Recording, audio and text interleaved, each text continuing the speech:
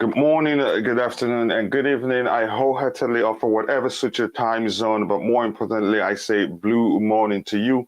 I hope you're all doing well. And already, I have with me in the studio Ty Talks, a CFC, and also my brother Nick Blue. Guys, how are you guys doing?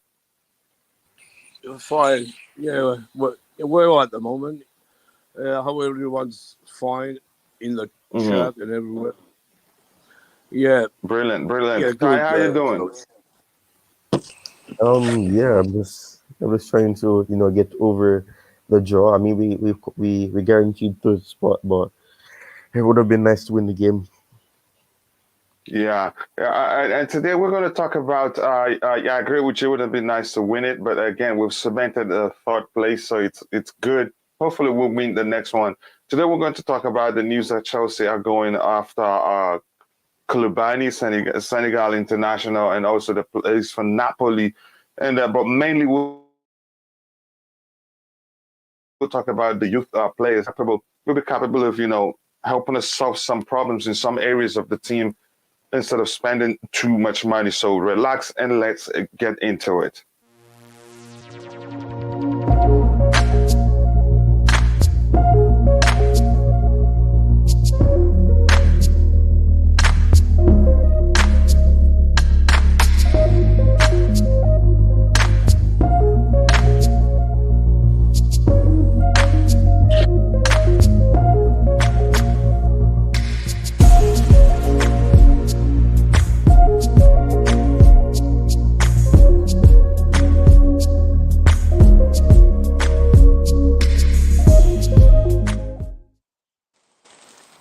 Yes, let's get straight into it, and we're starting with the story of Koulibaly, and because it's a player that I like so much, and I don't know about the my other fellow panelists.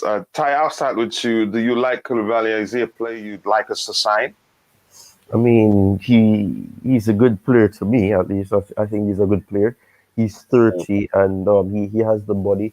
And unlike a fellow defender that we have that has a robust build, he actually can make good tackles. He's aggressive in the positive way. He has a bit of pace, which is something I'm really surprised because he's 30. But he has a bit of pace, and I mean, if you go in for him, I wouldn't be against it because I've seen him as a good player. And I mean, for that asking price that Napoli are quoting, it's a good Mm-hmm. it's a good one. It will be a bargain. Yeah, he will be a bargain indeed. I remember when we first tried to sign him, I think they were quoting 80 million plus. Again, Napoli, the owner is a shrewd businessman. He doesn't like losses. And I think uh, for the amount we're looking at here, I think it would be a serious bargain for 25 to 33 million. Even for 35, I think it's a good price, given he's just 30, right? He's not even 31 yet. So, Yeah, and he's you could say he's a more refined Rudiger. It's that maybe Rudiger shoots better than him. That's just how they differ. Again, I'd like to see him at Chelsea, given that you could argue with Aspilicueta leaving, Antonio Rudiger leaving, that we're losing the soul of the team. So we need somebody like him. And even though he's not the most vocal on the pitch, I think he leads by example, which is what we want to see. I think he will, the younger players will rub off his experience, learn quite a lot from him. Nick, I want to get your thoughts. Yeah, but at last, I always wanted Koulibaly before Hmm. after him. He's a great Hmm. player. He's 30, but he's still got it. And what a player to replace Rudiger. If anyone can replace Rudiger, it's him. I'm glad we're thinking of buying him now. We need to with Aspi, Alonso, Christensen, Silva can't play every game, so we still need a couple more. And I'm glad we're going to start from the defense. We get Kundi. I think Kundi will be another one, and then Koulibaly, maybe one more or two more. I don't know, but Hmm. that'll be a very interesting summer. Yeah. It will be indeed a very interesting summer, and Thomas Tuchel has clearly stated that it will be a rebuild, and I don't blame him. We knew it was going to be something close to that, but we never knew that he would come out and call it a rebuild because we're losing so many players, and that actually makes sense. So let's see what happens. Let me go through the chat and see what people are saying there. First, we have True Blue was the first person that came here, and he asked me, "You forgot Andrew?" He said, "I forgot Angerin and Matson because the focus there was to be just the youth, and not talk about Koulibaly." But there was a news I saw on Fahim's channel. I thought maybe we should talk about it. But for 25 to 33 million, it will be a bargain. And Stalin also here reminded me. Tribly, thanks. Okay, that's just me. And Ty, I know you know these youth players very well. Yeah. Brilliant. So it's good to have you on the panel. And here, Liam Lane says, "Good morning, guys. Hope you are all doing okay." And back. Okay, that's good to see. And big up to you too, Just Viola. I hope you're doing well. I don't think there's anything here to address. And this says Kasim Richards. Okay, that name sounds familiar, but that's fine. I don't know what the thumbs down is for. He would bring blocks. He would bring. Yeah, he would bring the experience we need, especially losing so many defenders, and also you could argue so many experienced players. So it makes sense. It will make sense to sign a Koulibaly, but that's by the way, Ty. Let me just come to you, start with you. Do you think these, especially the ones on the youth players on the thumbnail, do you think they're good enough to come back and represent the club at the highest level? You talk about Levi Colwill, talk about Ethan Ampadu, and of course Conor Gallagher. Well, Levi Colwill, it'll be interesting to see what happens with him. I mean, he is attracting a lot of interest. With Connor Gallar, with him, he's in a playoff for the to qualify with Huddersfield for the Premier League. So it'll be interesting to see what the outcome is from that. But I mean, he's had a good loan with Huddersfield. He's been impactful for them. They like him there. He has been scoring goals for them as a left centre back. He has been tried as a left back as well. So I mean, if he's kept, it would mean that we have some type of depth right there. I mean, if we continue with the three at the back system, you have somebody who's left-footed who can actually help the team if when he's called upon. I mean, we've seen what happened with Chalobah. Although Chalobah was going to go on loan, I mean, he was kept because of circumstances that was out of Tuchel's control. And if he's kept, it would mean that it would probably reduce the amount we'd have to spend on probably trying to bring in two left-footed players. And I mean, if he's kept, then he could probably be taken on the Silver's wings and try to learn from him as well, because they'll be playing alongside each other whenever it's possible. Koulibaly, if he comes in, would also be an impactful player, because even though people say that he isn't really much of a leader, he does lead by example. And I mean, you've seen that Napoli, with the other defenders. I mean, he tries to push them to be better. He's a very supportive guy, and I think he's Senegalese, if I'm not mistaken. Yeah, he's from Senegal, and he's really good on the ball.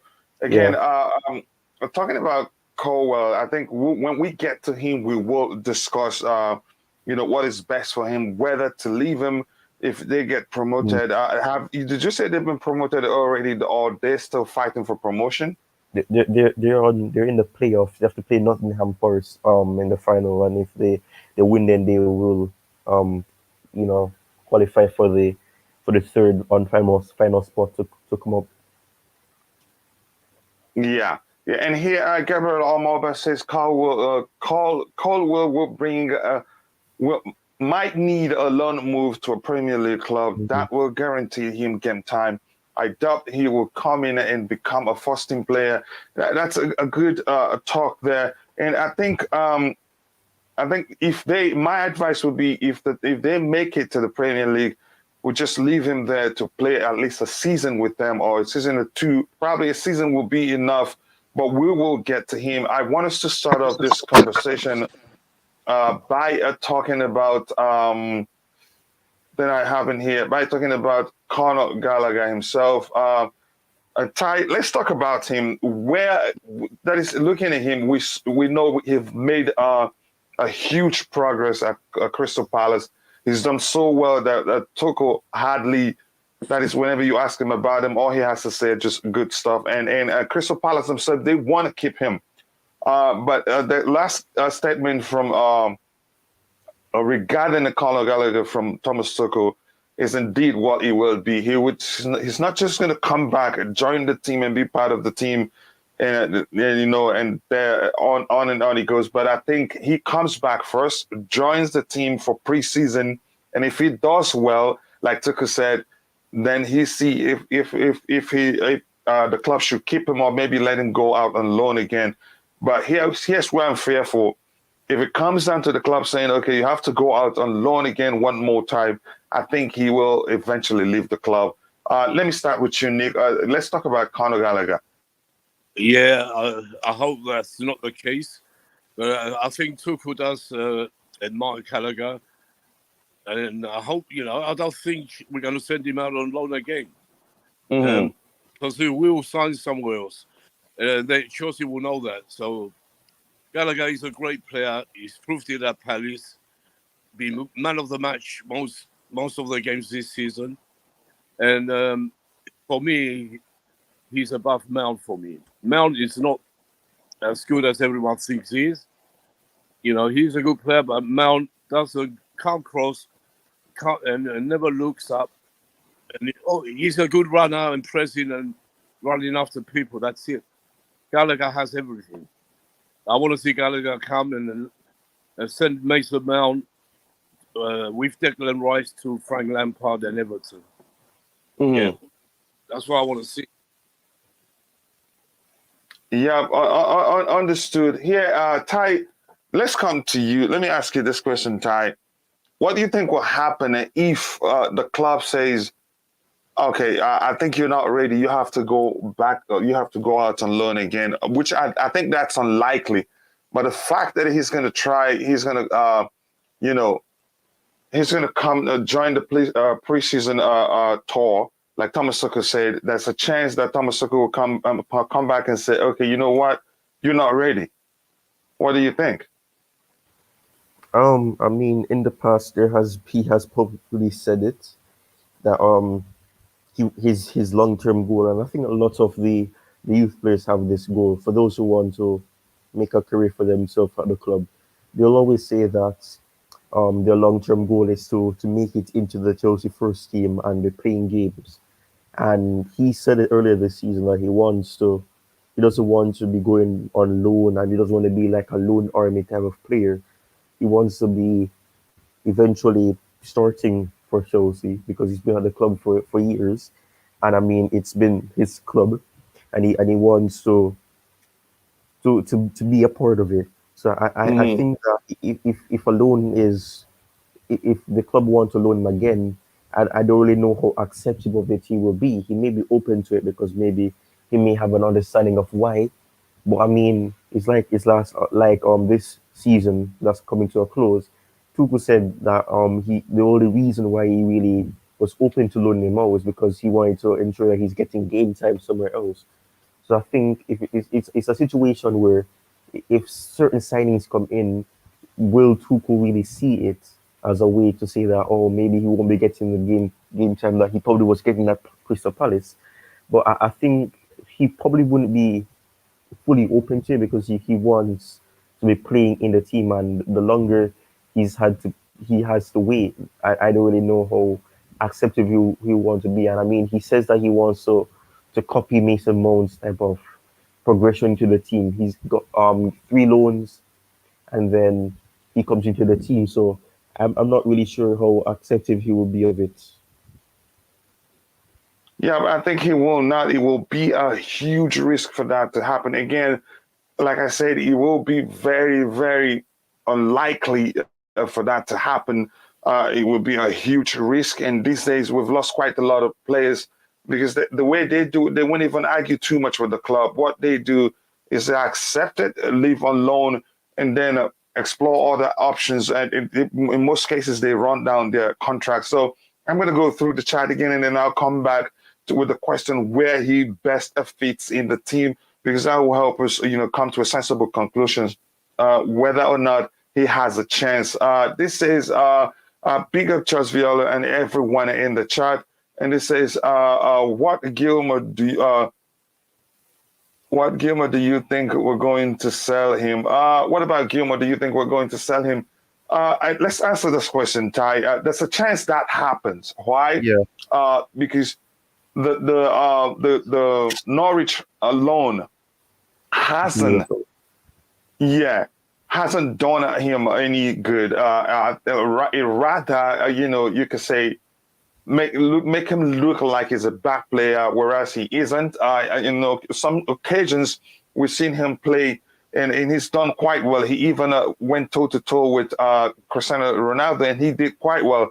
But overall, if you'd rate his performance since he's moved on loan to Norwich City, I think it's very poor.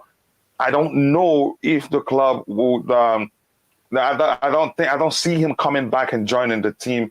I see the club deciding that he goes back out on loan, but I don't see him agreeing to extend his stay at Chelsea Football Club. He will be looking to go somewhere else permanently, where he will be respected and offered the opportunity to keep developing. Let me start with you, Nick. You tell me what you think about Gilmour's situation.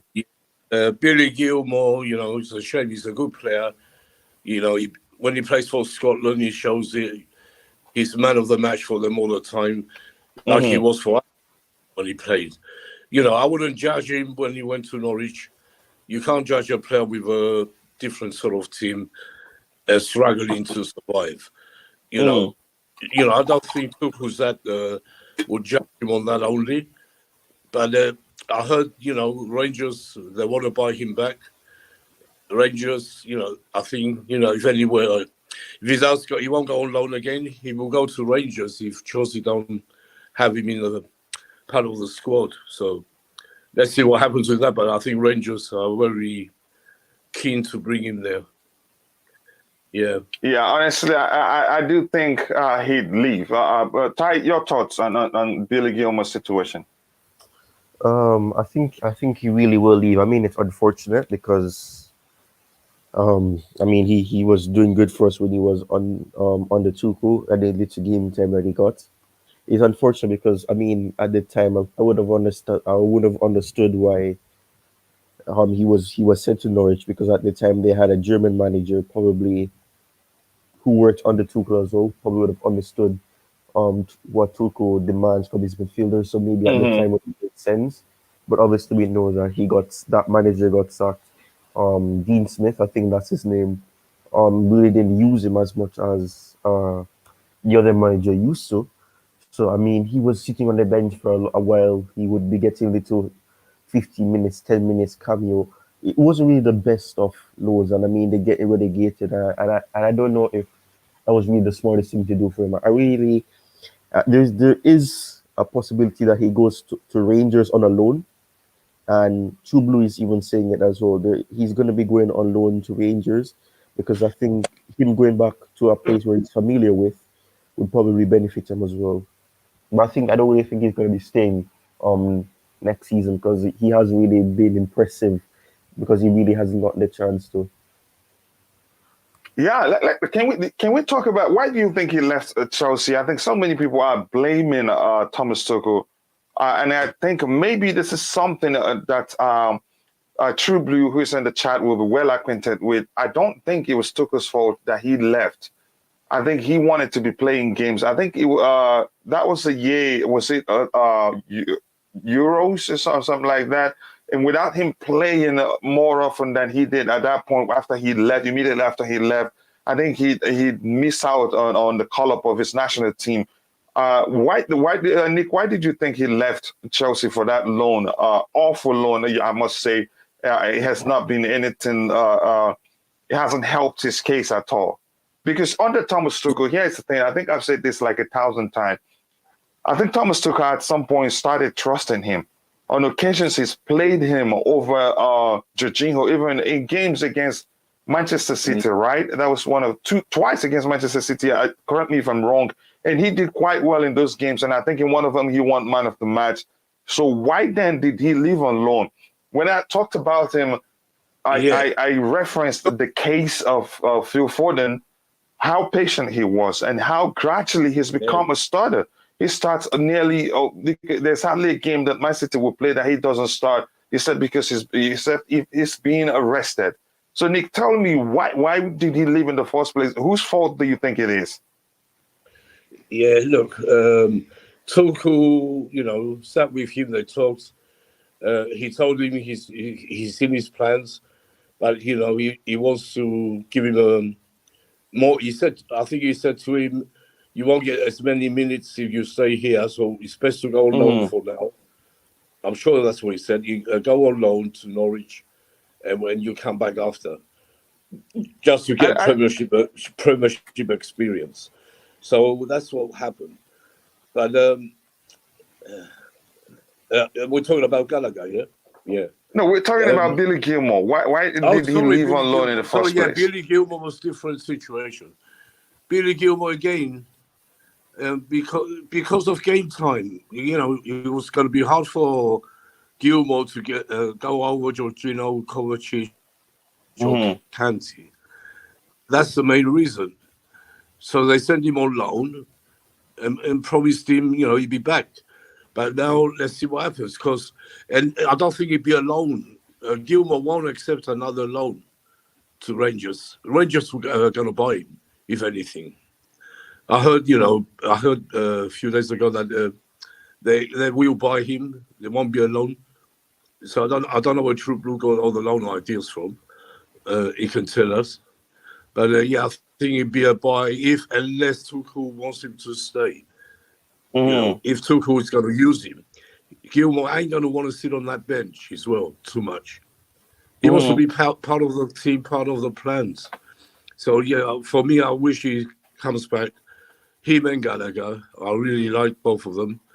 If they're going to accept, they're going to have to sit on the bench for a bit. So it's a big thing to sort out.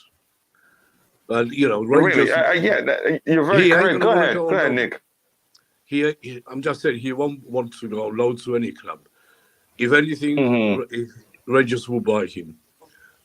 That depends on Tuchel if he's going to promise him the time. So let's see. Here's the thing I talk. Go ahead, Nick. But Ty, your thoughts? Why do you think he left on loan? Because before that loan, Gilmour had already gained the ground under Thomas Tuchel. He's starting to trust him. And I'm just going to repeat myself because it's important to the conversation. He started a few high-profile games under Thomas Tuchel, which shows he's starting to trust him. So why didn't he stay? Because there's some will argue, well, Thomas Tuchel let him go. No, because he wanted to leave in the first place. Even if the manager wants to, the lead players can always say, I want to stay and fight for my place. I will be patient. Ty, can you talk about it? Should he have gone on loan in the first place?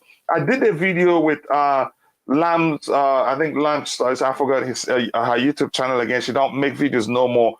My argument was that he shouldn't have gone on loan in the first place. And again, it turns out it's a big mistake now. Ty, your thoughts? Yeah, I mean, I didn't really expect him to go on loan, but it happened, and I mean, for me, I found it weird, and I mean, for me, I think it was a case where Billy Gilmour wanted to be getting game time because yes, although he was playing under Tuchel, every player wants to be on the pitch every game. That's not realistically possible because you can only play 11 players. But with Billy Gilmour wanted to be getting game time. And even though he was making up grounds and he was getting closer to your Jorginhos and your Kovacic or players like that, he was not really trusted in the games that he probably would have wanted. And although Tuchel did trust him in games, he did chop him. He really did chop him more of the team and take him off at halftime. I remember against Arsenal when they won us 1-0, he was taken off at halftime. Man City, he was taken off at halftime. So I mean that really does shatter your confidence because then you think you're doing good, you make one mistake and then you're taken off. So I think for him, But he wanted to be getting the game time, and I mean Daniel Fark took probably look at it, like I was saying, and said that, oh, Daniel Fark, I used to work with him. He will understand what I demand from him. So maybe him going there, being in the midfield, he could do something. And in the beginning, every time he was playing, he was winning the man of the match for them.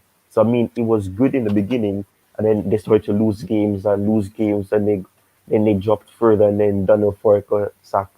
Dean Smith, people thought that he would be trusted more because Dean Smith would have understood, his background and things like that, but he wasn't trusted. But I don't really think he should have gone on loan, but I think the reason why he did was Mm. because it was a case where he wanted to be playing more games and he wasn't really trusted in the games that he would have wanted to be trusted in. And I believe that going somewhere else, he would have benefited him and probably would have given him the game time that he wanted, but it obviously didn't work out in that way. How about if the argument was that's the substitute that is taking him off at halftime was just the integration was gradual, but then again, I still argue that Thomas Tuchel he started trusting him at that point. But again, that's by the way, that's me. That's how I see it. Again, let me just breeze through the chat and then I'll come back to the panel so that I don't be far too behind. It says saying Gilmour needs another loan. That's my fear. That's my fear straight there. If we decide to loan him out again, I think his next move will be to leave the club. He will feel like it's not trusted. And again, we have around 30 people watching and we have just 20 likes. We can do better than that. If you haven't liked the video, please take some time to like the video. The more likes we get, the more Google algorithm will push the stream to more people who would be interested in this particular topic. And if you haven't, please do take a second to subscribe to the channel. It will take you just a second. Big up. This is just people saying greeting, exchanging greetings with each other. Why do you need to sell Gilmour? Did people realistically expect a 19-year-old to carry Norwich Rangers, want him alone? Yep, it was overall, like we agreed, it was a horrible, that is it right now, you could say the decision seems to be a bad one. That doesn't mean that Billy Gilmour is a bad player. Again, a tree can never make a forest. Unfortunately for him, he wasn't surrounded by good enough player to help him shine as much as he should. We're not saying, we're not saying we need to sell him, but there's a risk if we ever ask him to go out on loan, he might decide to leave the club or run down his contract and leave on a free. Why? Because he probably knows how good he is. And the kid is that good. That's what I'm trying to say here. We're not saying the club should just decide to sell him. The club should try, if they ever decide that he should go out on loan again, should decide, try and extend his contract because he's going to run it down and leave. But I think he should be given a chance at the club. But will Thomas Tuchel do that? It remains to be seen, and I don't think that will happen. Even though he has had him train under him and he knows how good the kid can be, I still don't think he trusts him well enough to have him back in the team. Nick, your thoughts?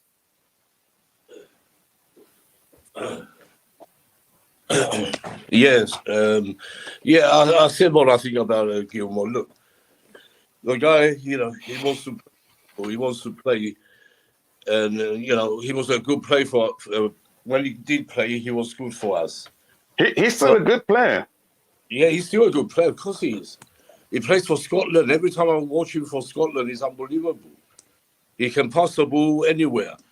He's a lot better passing than a lot of our players we have right now. So it's up to Tuchel. Does he, risk him leaving, or does he keep him? We're going to find out soon. But for me, I will keep him. He's a great player, and he's only young still. Look, this is a mistake we've been making in the past, like Kevin De Bruyne. I can mention a few. We let them go, and look what they become, world-class players. I can see Gilmour doing the same. He probably go, if we don't have plans for him, he probably goes to Rangers. not us alone. He will go to Rangers. They will buy him, and he'd be so good like someone like Liverpool, City, or will go for him, and we're going to lose him. That's what's going to happen. So Tuchel, wake up and keep the good players you have. Don't muck around. Because if he does, I'm going to get on Tuchel's neck next time. Yeah, I think he would. Here's the thing: the kid leaving won't be up to the club or up to Thomas Tuchel. The kid he knows how good he is, and he knows how good he can become. And there are other clubs that that see his potential that probably have room for him. So it comes down to what Billy Gilmour wants, not because you can't force him to sign an extension. Coach, Billy Gilmour wants to play football. That's all he wants. Yeah, exactly. That's the thing. Cup games and just playing cup games and that, and coming very rarely to have a league game. He wants to play football, so it's up to Tuchel what he does. I do trust Tuchel. I'm joking what I said, but I do trust him. But he has to keep these players before they come world class somewhere else. That's what I'm afraid of. Yeah, unfortunately, we can't keep them all, and it's just in such a situations where the player wants to leave and want to be playing more, wants more game time, and I think that's where that's what makes the situation complicated. You want to keep them, you want to send them out on loan, but they want to be part of the first team, or they want to go somewhere where they will be starting game all the time, and then it's not possible. We'll soon bring it back to Conor Gallagher, but I want to go through the chat to catch up because there's quite some comments in the chat. And here he says, we have so many eights and no actual person that can play 10 except for Hazard. We might need a different type of midfield. Will Gallagher be happy to be a bench for PR Merchant Mount? I think you could argue they're two different kind of players, but they're similar in terms of their industry, in terms of how much energy they put in, they bring into the game, and how they press. Even Gallagher, you could argue, presses more than Mount does, and Gallagher is more of a box-to-box midfielder than a Mount is. It remains to be seen whether Tuchel would decide to deploy them in the same position or maybe play Gallagher differently. But we'll still have to talk about how Gallagher fits into the team as the show progresses. But I want to try and catch up with the chat. But this is a great comment there, and I think I'll highlight it so that it will be answered later. Rather have him in an Aston Villa or something like that, or Yay, with a comeback clause. I think it makes sense. Yeah, sell him at a buyback clause, and then clubs will put in their resources, utilize them as it's one of them, and then when we want to get him back, then we pay some amount. I think that's usually the best option for us at this point. I see him doing well at Crystal Palace because he's a fine player, and I know Vieira will recognize that and then play him where he should. But let's see. Adore you, chatters, but for 10 likes, yes, we can do better than that. And now we're 22 likes. Please, if you haven't, take a second to like the video. Thank you very much for saying that. Queen, Tuchel will have told him he wouldn't play. That's a chance that happened. There's a chance that happened. But also, like I said before, you have every right to tell the manager you want to stay and fight for your place. And everyone there, and believe me, he would have gotten the chance to play a few high-profile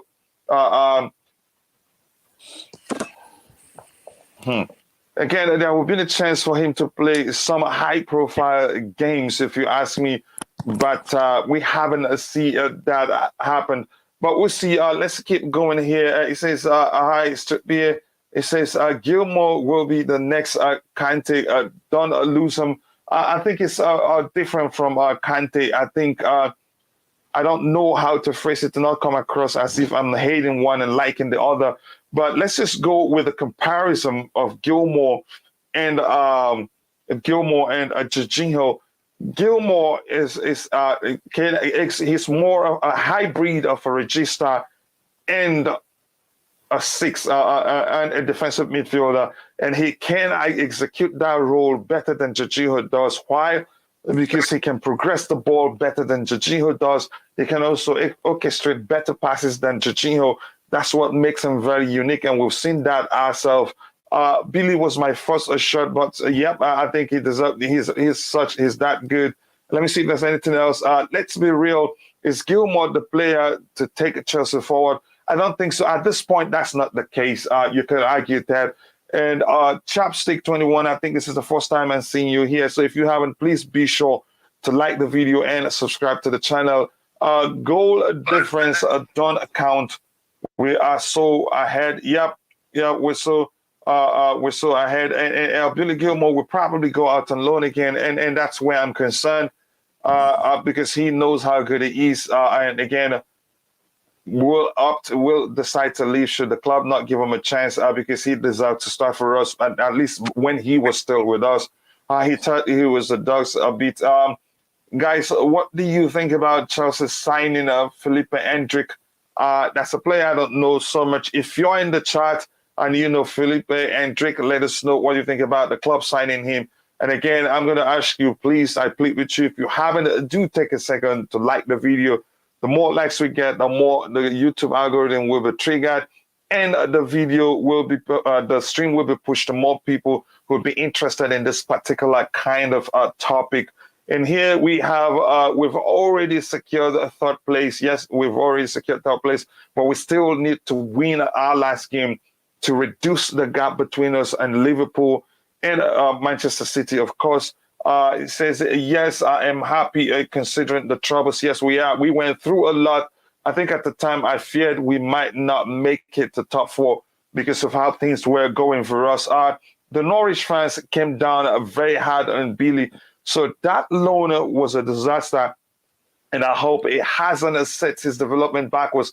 I think he still got it in him. And the fact that he's still 19, I think he still have so much opportunity to, to still develop as he should. It's just a bit of a setback. It's just it's just a season. Plus, he's been playing for his national team, getting some game time, playing in big profile games. I think he's still fine in terms of his development. I think nothing has changed. It wasn't like he hasn't played any games. He's played any game. It's just that he's in a team that's not good enough to help show how good of a player that he can be. Now, he says he went on one loan. Fact didn't pick him. Smith did. He went to Norwich as a favor to Fact. Yeah, good argument there. Most kids have been on loan for 2, 3. Some of them more than that, actually. Some of them have been alone until they decided, you know what, I am done with this. Getting a Germany again, let me see if there's anything to address here.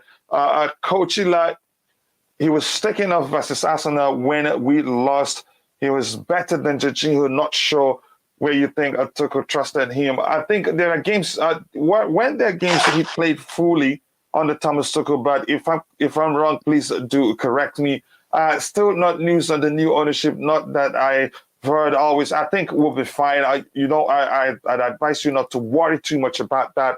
I think that will come to an end as soon as possible. Again, I'm still thinking about the tweet from Trivago. That was a huge giveaway because they sure do know something we do not know.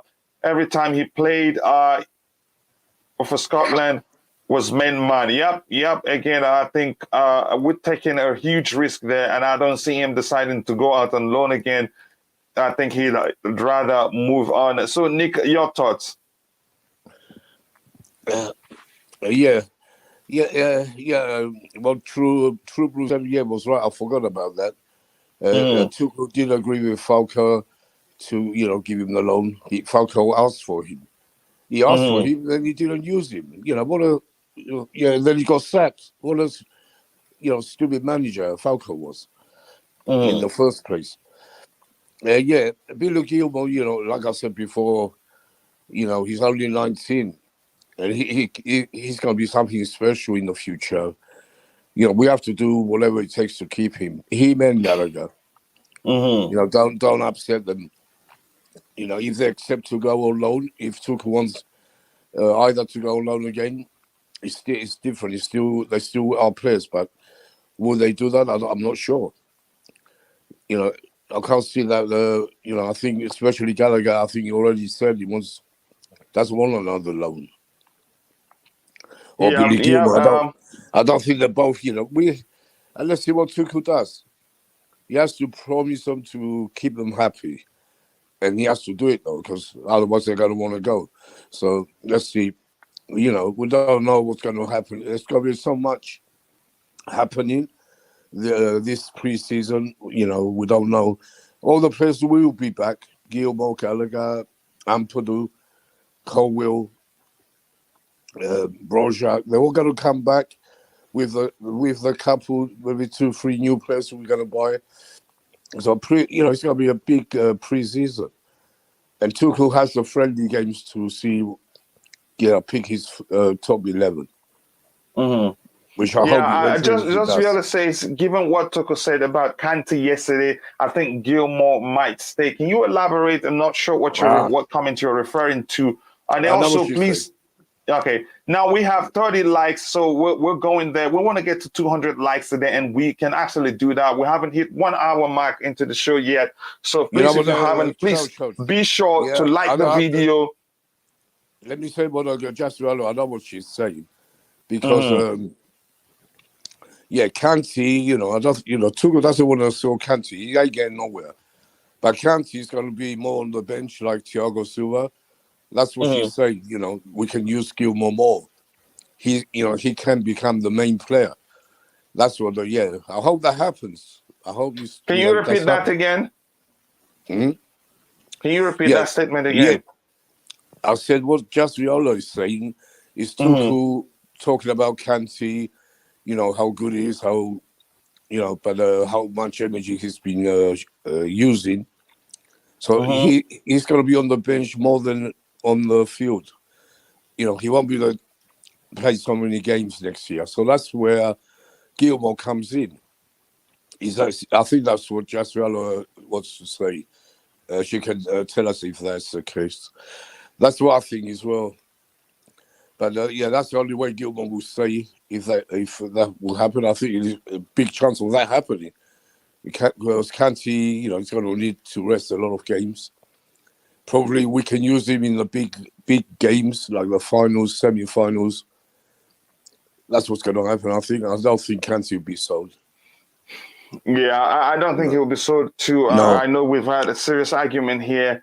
And again, but that's by the way, we're here to talk about the youth. And here, True Blue says, saying Kachila, I'm talking about Montgomery and those who came back doing 2-3 loans, not the ones not good enough. But here's the thing, I get your point. I think people are starting to pounce on our academy graduates because they know how good they can be. So the slightest of chances people get, they sign these players, and these players also want to leave because there are more people that failed than survived from the Chelsea Academy. I don't know if you get my point, Nick.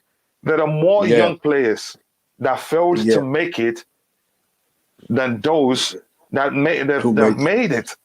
So that's why you see it was last year there were more like an exodus. If you start counting them, quite a lot of good talents left us because they know it's more like the Chelsea FC Academy.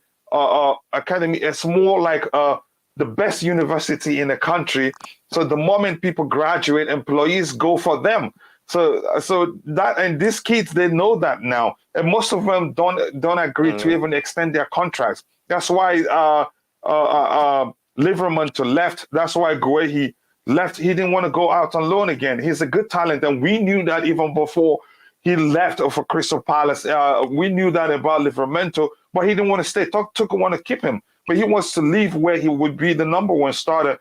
So now, so that's why I say that, because these kids are seeing there's been more failures than successes from the Chelsea Academy. They want to leave immediately and be part of that success. They want to keep them. Most of them don't want to be going out alone over and over again. I think that has starting to subside. We see less and less players want to go out on loan more. Except you have to see somebody that's Chelsea through and through somebody like Mason Mount, who's always vowed to make it at Chelsea, no matter the situation. Even if you said he's been on loan to the Netherlands, to the Championship, and yet he was. If you say go out on loan one more time, I think he'd do it because he really wanted to play at Chelsea. But it's not the same with all these youth players. Most of them want to start being superstars immediately and have no time to be going out on loan. Nick, go ahead. You wanted to say something? Yeah, you're right. What you're saying. Look, the players were made it. The main players: Rhys James, Mason Mount, Hudson-Odoi. But it's a different situation with him. We didn't actually send him on loan. Or did we? No, I don't think we did. No, we didn't. He wanted to leave, actually. Yeah, and yeah, actually, out of the fear of losing him, yeah, we started paying him a lot of money and decided, okay, we want to keep you. Yeah. That's another silly mistake the board did, you know. But we all supported it then. We all wanted him to stay. Yeah, we didn't know it was going to be a mistake. Yeah, but now they've realised their mistake. Their injury is going to cost him big time. He won't be the same player he was, like Loftus-Cheek. I can see both of them going, maybe sold. And the problem is, who will buy Hudson-Odoi now? Bayern Munich won't want to buy him now. Well, he hasn't played for so long, and that injury is still there. So it's going to be hard to get rid of him. He's on big wages. It's going to be hard to get rid of him, and a few others. But it's going to be hard to keep them, actually. So any the youth players that are, we know how good they are. We want to keep them. We can't keep everyone. That's the thing, like you said. We can't keep everyone. So it's best, let them get like Livramento. He chose Southampton because he knew he'd be a first-team player. I would do the same. I would do like Livramento. I wouldn't say at Chelsea being a part-time player playing in cup games. Rather, I want to go to a team where I know I'm going to be one of the best in that team, which Livramento is. The good thing, we have a buyback clause on him, so you never know. One day he could come back if he wants to, if Chelsea want to buy him, that is. But, he's a good player. I like him a lot. Again, let me just read this. Again, it says the ones who left were out of contract. Bate will probably be playing the championship football. Here again, that brings me back to my argument. They left because they intentionally ran down their contract so that they can live on a free, because they don't want to be going out on loan. They want to be sold. So that still brings us to back to my argument. And who's Adana Ikeda Eugene, sorry for the call-in. You'd have to message me privately on Twitter and say you want to join the panel, and I'll send you the link. Even though we haven't shared the link in the chat, I think we already have some sabotage. The pre-game video yesterday has been blocked by Google. Maybe there's still somebody reported something that we didn't have in the video. Thank goodness we don't have any nudity in the video. Probably somebody, maybe a language that was used. They will tell me eventually why they're blocking the pregame show. I don't know if somebody reported it. I don't know if it's what somebody said during the show. I am not sure, but we will find out. So that's happened even without me sharing the link to the panel in the chat. So that's a huge, I wouldn't risk sharing the link to the panel in the chat right now. And Ty did a research saying the reason why a video could be blocked may well be because of nudity, and we don't have that on the video. So I'm confident they will restore the video. But that's by the way. And here, you boys says players like Kennedy are still around. Quite a few of them are still around, surprisingly, and I don't know why. And with that, I said right now we have 34 likes, and we're shooting for 200 likes before the end of the show. So if you haven't, please do take a second to like the video. And if anybody asks you to pay, tell them Strip here and Just Viewer had already paid for you. It's free. It takes just a second. And if you haven't, please do subscribe to the channel. Right now we have 40 people watching, so we should have to close to that number in terms of likes. It says, in fact, Dundee United smashed Barcelona, best 80s team. Yeah, but I think I've heard that before. And also, I think Rangers are looking to bring back Billy Gilmour if Chelsea will sell him. And I think he'd be happy to go back to Rangers because, after all, they play good football there and they have some good players. Here, Thomas Tuchel on N'Golo Kante, Chelsea future. I think he is key key player, but key players have to be on the pitch, and he only plays 40% games. Again, that's a good argument, which is one of the arguments that Andrew made here yesterday. Availability, he's not been available in terms of availability. He's not been available that much, so he needs to play more games. I think people should consider that. The lesser he plays, the more likely the club will sell him. But unfortunately, we'll see what happens. Second, YouTube. Yeah, again, one question for the panel that splits opinion. Who would you want to be Chelsea's future captain? Again, because this is an interactive show, if you're asking a question, ask a question that's aligned to the current topic. It makes it easier for the show to flow seamlessly. Nicky or Todd, who would you like, or who would you want to become the next Chelsea captain? Yeah, if Aspi does go next year, I want to see Thiago Silva take over for next season, and after that we got to go from there. We don't know which players are coming in as well, but a lot of people are shouting for Mason Mount. Not a lot of people, mainly one person. He said that Mason Mount is going to be the future captain. For me, he's too young to be a captain, and he's not loud enough, and he's not a great player. He's not Aspi or Rudiger or Thiago Silva. You can't have a little boy who misses penalty be the captain. That's all we need. But some people can we stop representing the penalty miss? Even the biggest players in the world have missed penalties. Yeah, but it's not just a penalty. His form is not being good this season. I don't want all these Mason Mount lovers to keep going on about him, because he's not he's not that good. Like Showtime explained yesterday, he's not. Okay, just tell us. Okay, who would you want? You said Thiago Silva. I think that's that answers the question. Yeah, Thiago Silva. He's the right man for next season, and he's a leader, and then everyone learns from him. He'd be great. And here's why Thiago Silva is the best option. I think if eventually Cesar Azpilicueta leaves, I think he's the most experienced in terms of leading the team. He's the most actually versed in terms of football to become the next captain. I think he should be given that respect if Cesar Azpilicueta leaves, and it's not going to be too long, even if he takes over the mantle of the captainship from Cesar Azpilicueta. I think he's the rightful person to take over that and not Jorginho. I think we should show him that respect if we love him that much. But that's, by the way, continued. He's our Mo Salah, Van Dijk. He's our Kylian Mbappe. I think that makes sense. That's why it will be difficult for Chelsea to sell N'Golo Kante. If we're able to find a way to play him and not use him, to find a way to use him reservedly, I think we're going to keep him, and it's going to be key to us in so many competitions. He's proven that time and time again how good he can be. It's the same N'Golo Kante that helped us win the Champions League while he's not fully fit. He helps us win a Europa Cup while he's half fit. So we must recognize those points. A player that always never used in parts. Yep, I agree with you. Tuchel and N'Golo Kante's fitness compared to last season, this is huge for us to solve it. I don't play him, but it's a fact we miss him a lot, and he brings us something unique. So he's probably trying to figure out a way how best to play him and not exhaust him all the time. That injury hurt Liverpool's chances being here for next season. Do you think Chelsea would have gone for him, and how well has he done at where he plays for Southampton?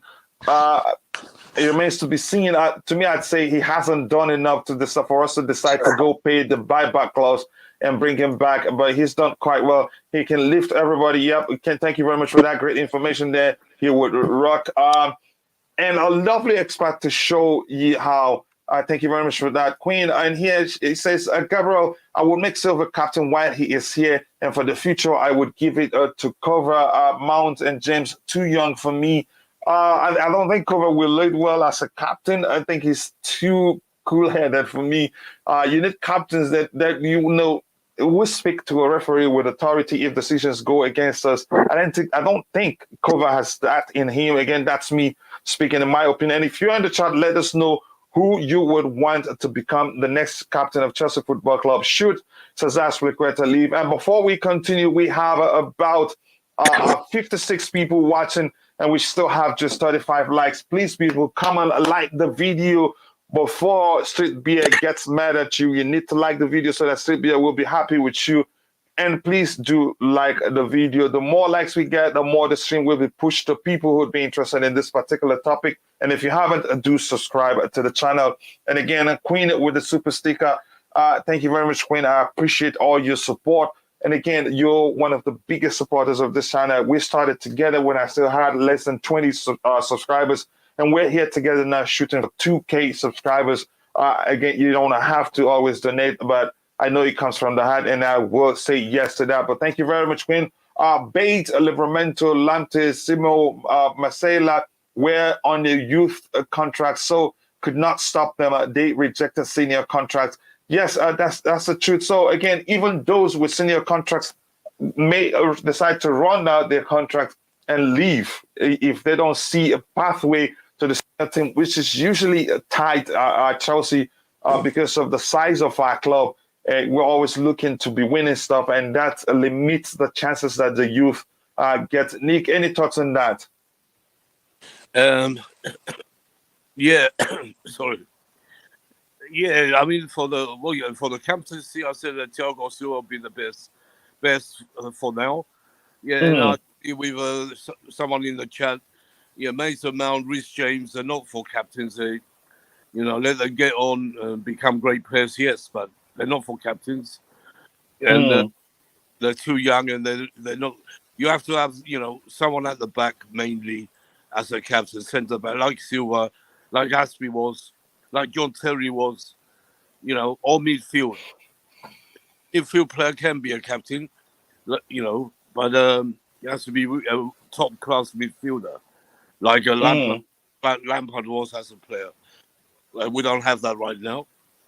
Jorginho will be my second to Silva still. For me, he does have something, and let's see what happens. But all these loan players and Livramento, gossip, and I don't think we will go and do the back close for Livramento right now, because we need something better. We have the players we're going to have coming. They have to be top class. Like you said it yourself yesterday. We can't have bench players. We need first team players on that bench, not backups. That's the only way to challenge City and Liverpool, because they have that. So it's going to be a very interesting summer for us. It's going to be a lot of gossip as well. So it's going to be like during the season. There won't be any games, but it's going to be a lot of talk in the summer. Yeah, but let me say this, Nick, and I think a True Blue in the chat will agree with me. Let's talk about this again. The fact that we've agreed that we should be going for A-list players like Todd Boehly phrased it. It's a good idea, but at the same time, we must leave room for the integration of youth players. We must not, because we want A-list players and not, just look at the talent that our academy produced. There must be a balance. There must be a balance between getting A-list players or spending to buy top-notch players, and also integrating the youth. Yeah, I know what he's saying, True Blue, and that's what we've been doing. Lampard started it when we couldn't buy any players. He brought these players through, and all of them. But that was us out of necessity. If you ask, out of the seat, because the situation was why he had to integrate so many youth players. Had it not been for the ban, I think he'd play with less players. You see, when the opportunity presented itself, he started benching Tomori. Yeah, that's true.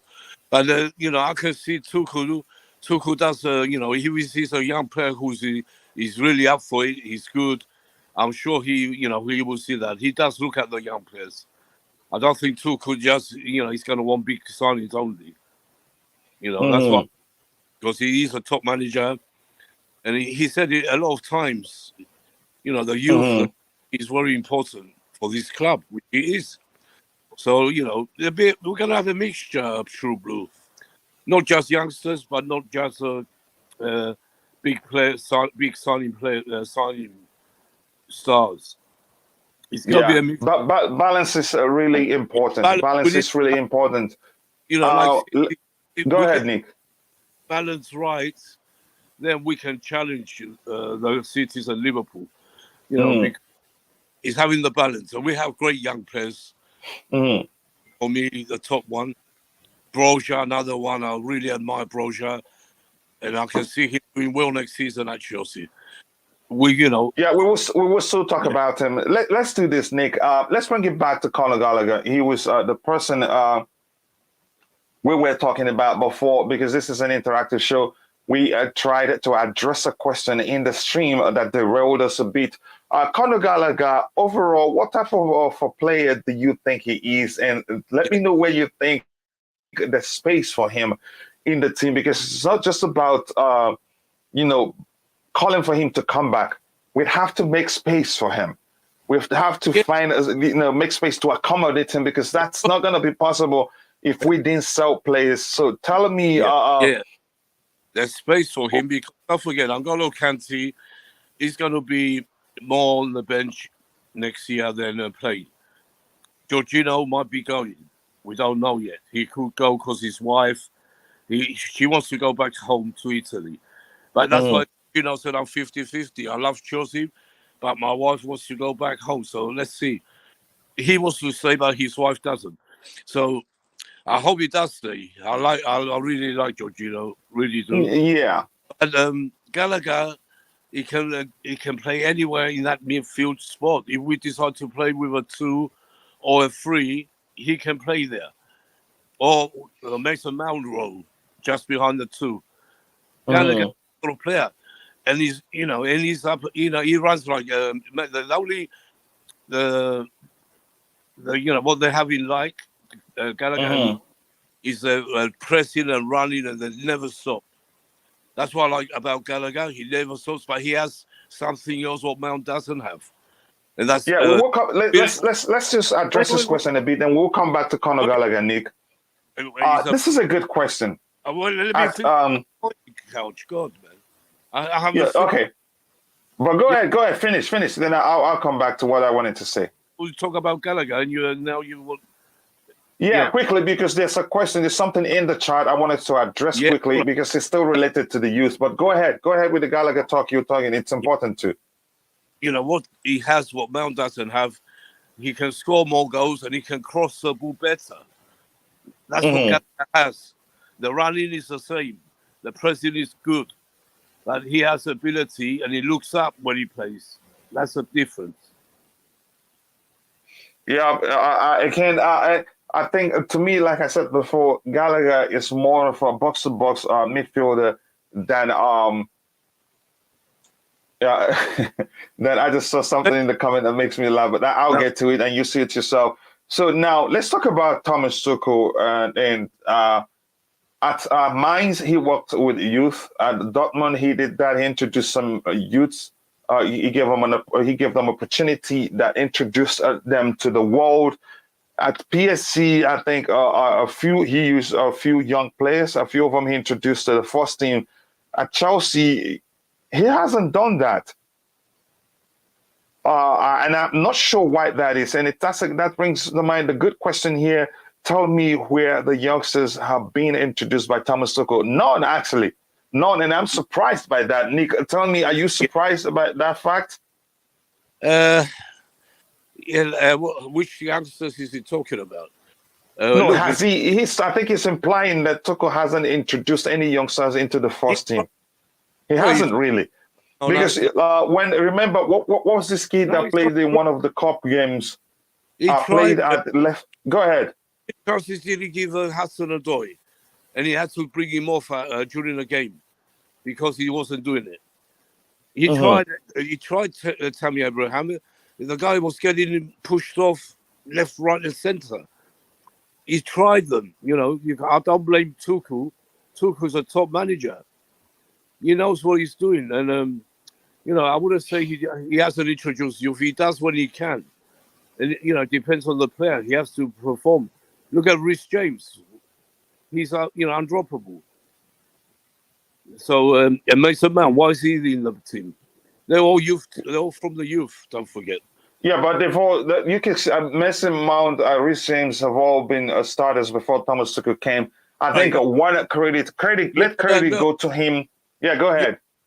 So Callum Hudson-Odoi, Sarr, they've been all, youth or young players. He's tried them all. So no, but here's my point. Those kids were introduced by Frank Lampard, I think, but we have to give them credit somewhere where it's due, and that is for Trevor Chalobah. And I thank you, Liam, for pointing that out. True Blue Chalobah, if I'm right, saying, yeah, you're right saying that, because he was the person that he went preseason with him, and then he introduced him into the team, and ever since he's been great for us. I think he deserves credit in that aspect. But there's a kid, it's not, what's his name again, that played in one of the cup games. I even did a video because of how well the kid did in that game. I forgot his name. I know who you think, God. Yeah, he played very well, actually. He played in the left centre-back position. He lost the ball, followed the opposition, got the ball, and then put the ball into the box that we got to go from. Yeah. I'll still remember his name. I expected that kid to play more games, but unfortunately, he's not even been on the bench for a while. But that's, by the way, our coach, Nick Blue, not Couch. Nick, did you hear that? I think Just Viola is still arguing that you call me Couch. So he's telling you it's Coach, not Couch. And actually, it is Coachilla. So Just Viola must let you know, I think you're wrong too. But that's, by the way, wrong because you don't listen when I'm trying to talk. That's why. Look, so you did that intentionally to get my attention. Yeah, Harry Vell, I think you were talking about. Harry Vell. Yeah, that was the kid I was thinking about. Yeah. After that brilliant performance, I was thinking he was going to start more games, to give him the exposure he needs to develop. That never happened. Even sometimes we stopped seeing him on the bench. But that's, by the way, if you're watching, we have we had 60-something people watching, and we're still in 42 likes. I think we can do better than that. We're shooting for 200 likes today. So if you haven't, wherever you're watching from, please do take a second to like the video. And remember, we'll do another giveaway today. If we have 100 plus people watching, you get a chance to win $50. Yes, go ahead, Nick. You wanted to say something. Yes, Viola, with a comment. Yeah, because when I talk fast and Coach Coachella doesn't listen, then I'm getting wrong. That's why. All right, no problem. I take that. They still okay. Now, Sylvia says, "Mommy could."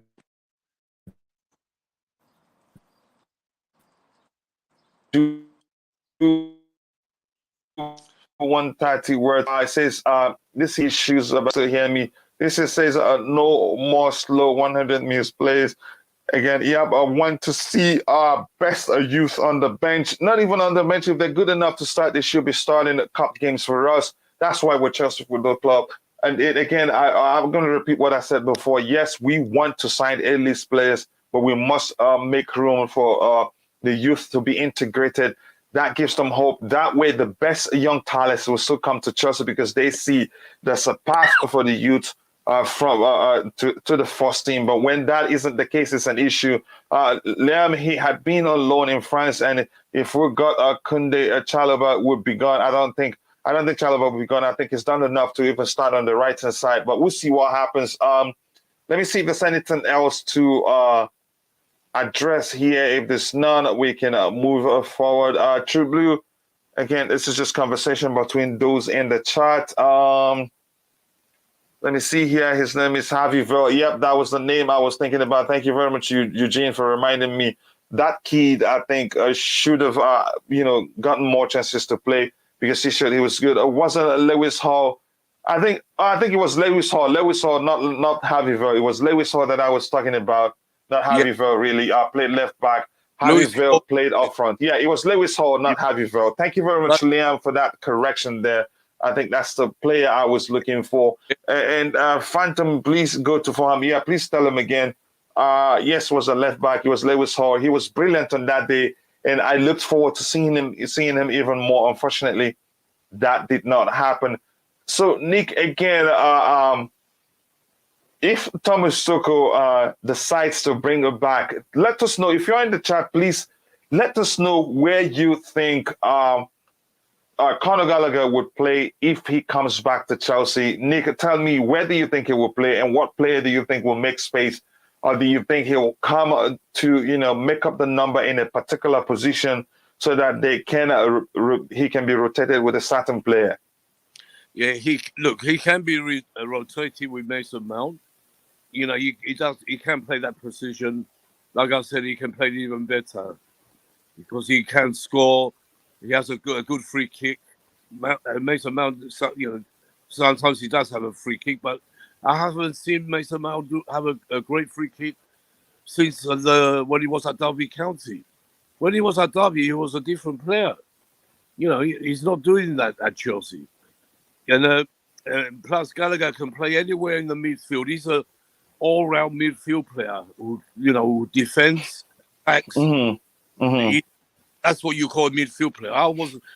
In my playing days, I was a midfield player. I used to score goals, go back, up and down, has so much energy. That's what Gallagher has, that energy.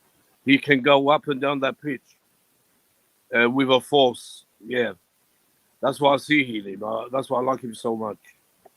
Yeah, and again, for the people in the chat, let me know. And True Blue, thank you for that correction. He said that I said, had we signed Kunde, Chalobah would not have gotten the chance. Yeah, it would have gone. Sorry, that's sorry for misinterpreting what you typed. Not if we sign. So sorry about that. Apologies to you. Again, if you're in the chat, we're talking about Conor Gallagher. Because if after the preseason Thomas Tuchel decides to keep him, somebody would have to make way, or he'd be rotated with someone else. Who do you think that will be? Let me know. Again, do let me know. I'll be waiting for your responses, and I'll look at it. Again, we'll discuss the most correct, if you like to put it that way, response. He's a fantastic dude. He is a fine player overall. Phantom, stop boasting at 7th.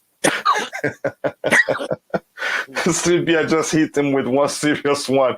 Numbers are unimportant. Yeah, glad you liked though. Yeah. And Vieira punched and kicked too. Can you let me know?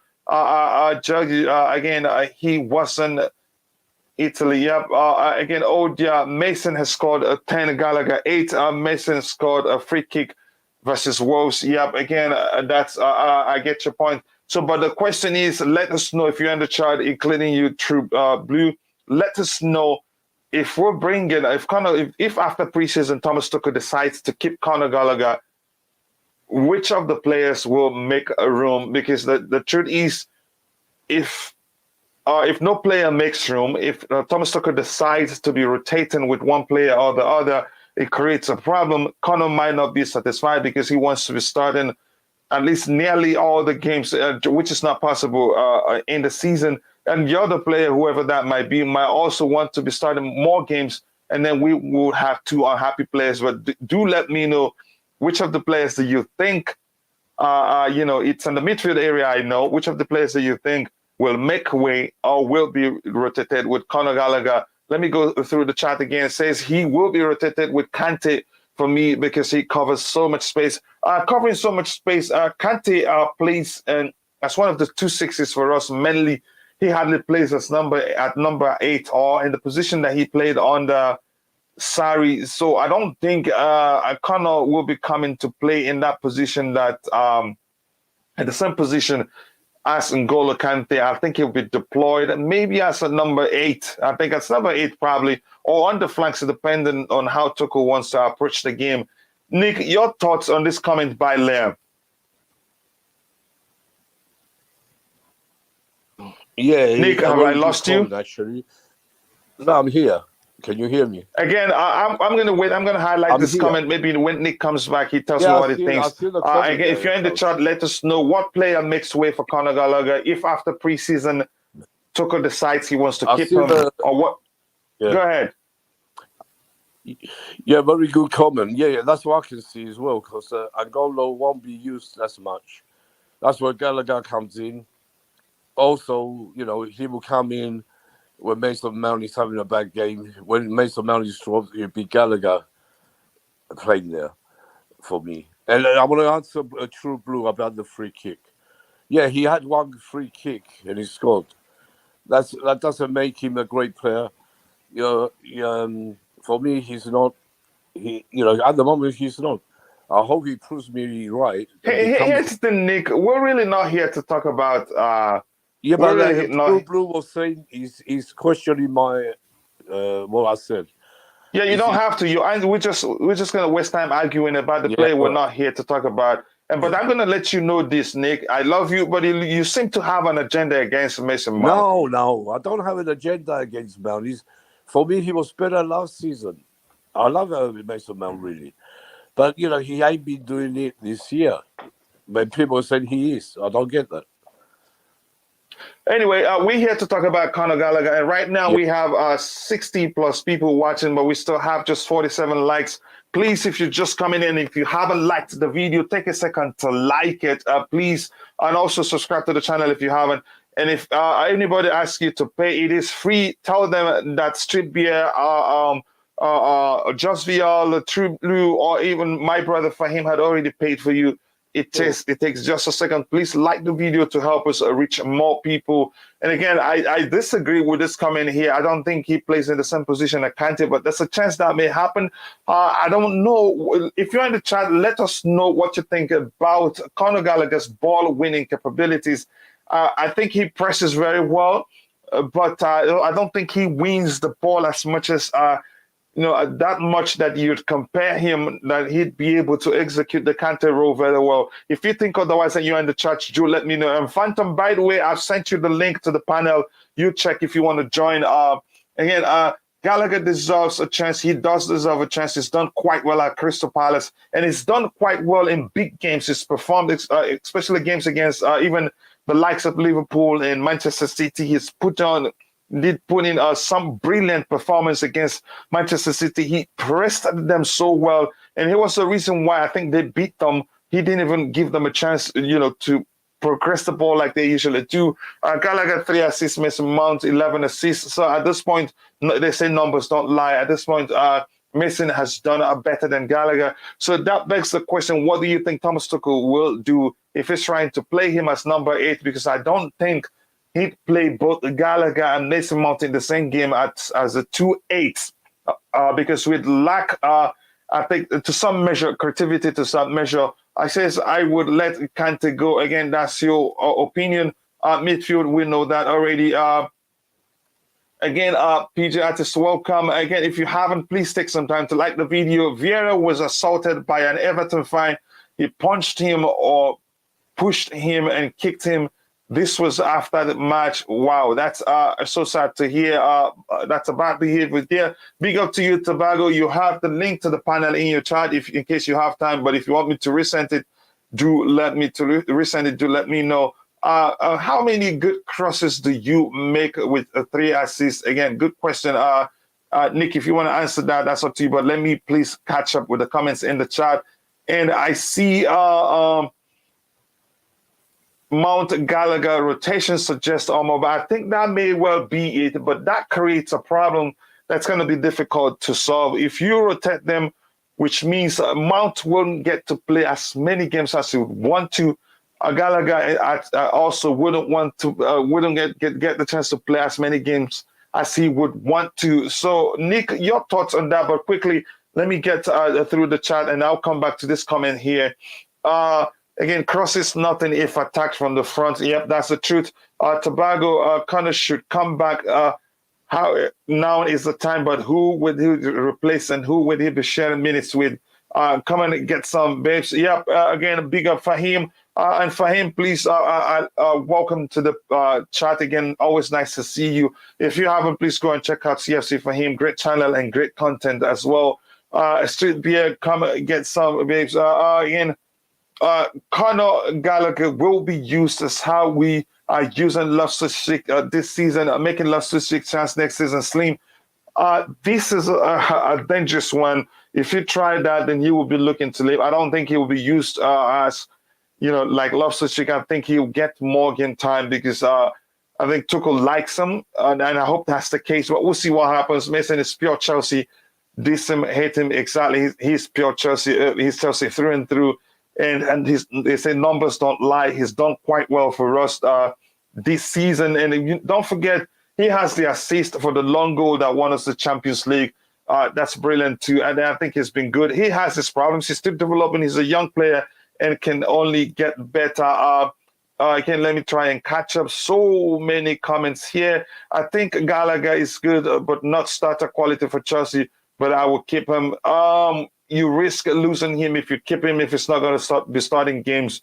Again, I think it's good enough for Chelsea Football Club. If you ask me, maybe the integration will take time. You never know. Kante will most likely not have the freedom to bust off field if we have Gallagher on the pitch, because that's what he's good at. I think we'll start to use Kante as a deep line midfielder more and more. If we have somebody like Gallagher on the pitch who can bump forward and help us win the ball more up front, I think that's a good argument there. Not sure having more goals and assists again. Yeah, a good argument there. Makes Mason Mount worse. Question is, can Gallagher do it in a big team with greater expectation? Wow, that's a brilliant comment. Nick, your turn. Please answer that question. Yeah, well, why shouldn't he? He's been doing it for Palace against Liverpool City. He's done it. Gallagher has done it. But how about, here's the statement here. Yeah. Yeah, question is, can Gallagher do it in a big team? Yeah. In a big team, as part of the Chelsea team. Yeah, he can do it. He can do it and maybe do it better than Mason Mount. We don't know till he comes and plays for us. We got to see. When he comes, well, then we can argue who's better. Now it's just all speculation. True Blue trying to be the professor. No. But he makes a good argument. We've had players. Yeah. We've had. I get your argument. You can't say Gallagher is not going to do it. We don't know till he comes. You can't say. Yeah, we've seen enough to believe. Yes, that he can do it. He does it. Yeah, but until he does it in the team. Yeah. That's what I'm saying, Coach. Where it is clearly stated by True Blue. Go ahead. Yeah, till he comes, we won't know. So when he comes, we're going to see who if he does it or not. But, why shouldn't he? He's been, he's a great player. And he's only young, very young. So we're going to see. We're going to see, we can't judge now because he plays for Palace and Mount plays for Chelsea. And Mount has done it for us. He scored some important goals, yes. But still, in the case of Gallagher, again, I'm going to go through this comment again. Nick, sorry, I didn't mean to cut you off. Where I like the most here is the question for Gallagher is, can he do it in a big team? Let's say in a bigger team, if you prefer, with greater expectations, because at Chelsea, expectations are different. Because we've seen players, in similar cases, we've brought players back from loan, and when it's Chelsea, the whole thing changes. Maybe it's pressure. Maybe, I don't know. Maybe they haven't garnered enough experience or so. But I think he makes a great point here. Can Conor Gallagher come back to Chelsea Football Club and be as successful he's been in the Palace team? Because the truth is, at Chelsea, the expectation is much greater than it is for Crystal Palace. Go ahead, Nick, and I'll bring in Phantom to answer that question too. Yeah, of course it is. Yeah, we know. So, but I don't see any reason why he shouldn't.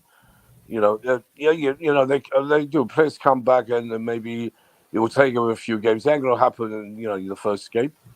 Like, in time it will happen because this kid has got everything. And I will take Mason Mount, even if playing for England. He will be an England player as well, which he already has been picked. So, let's see.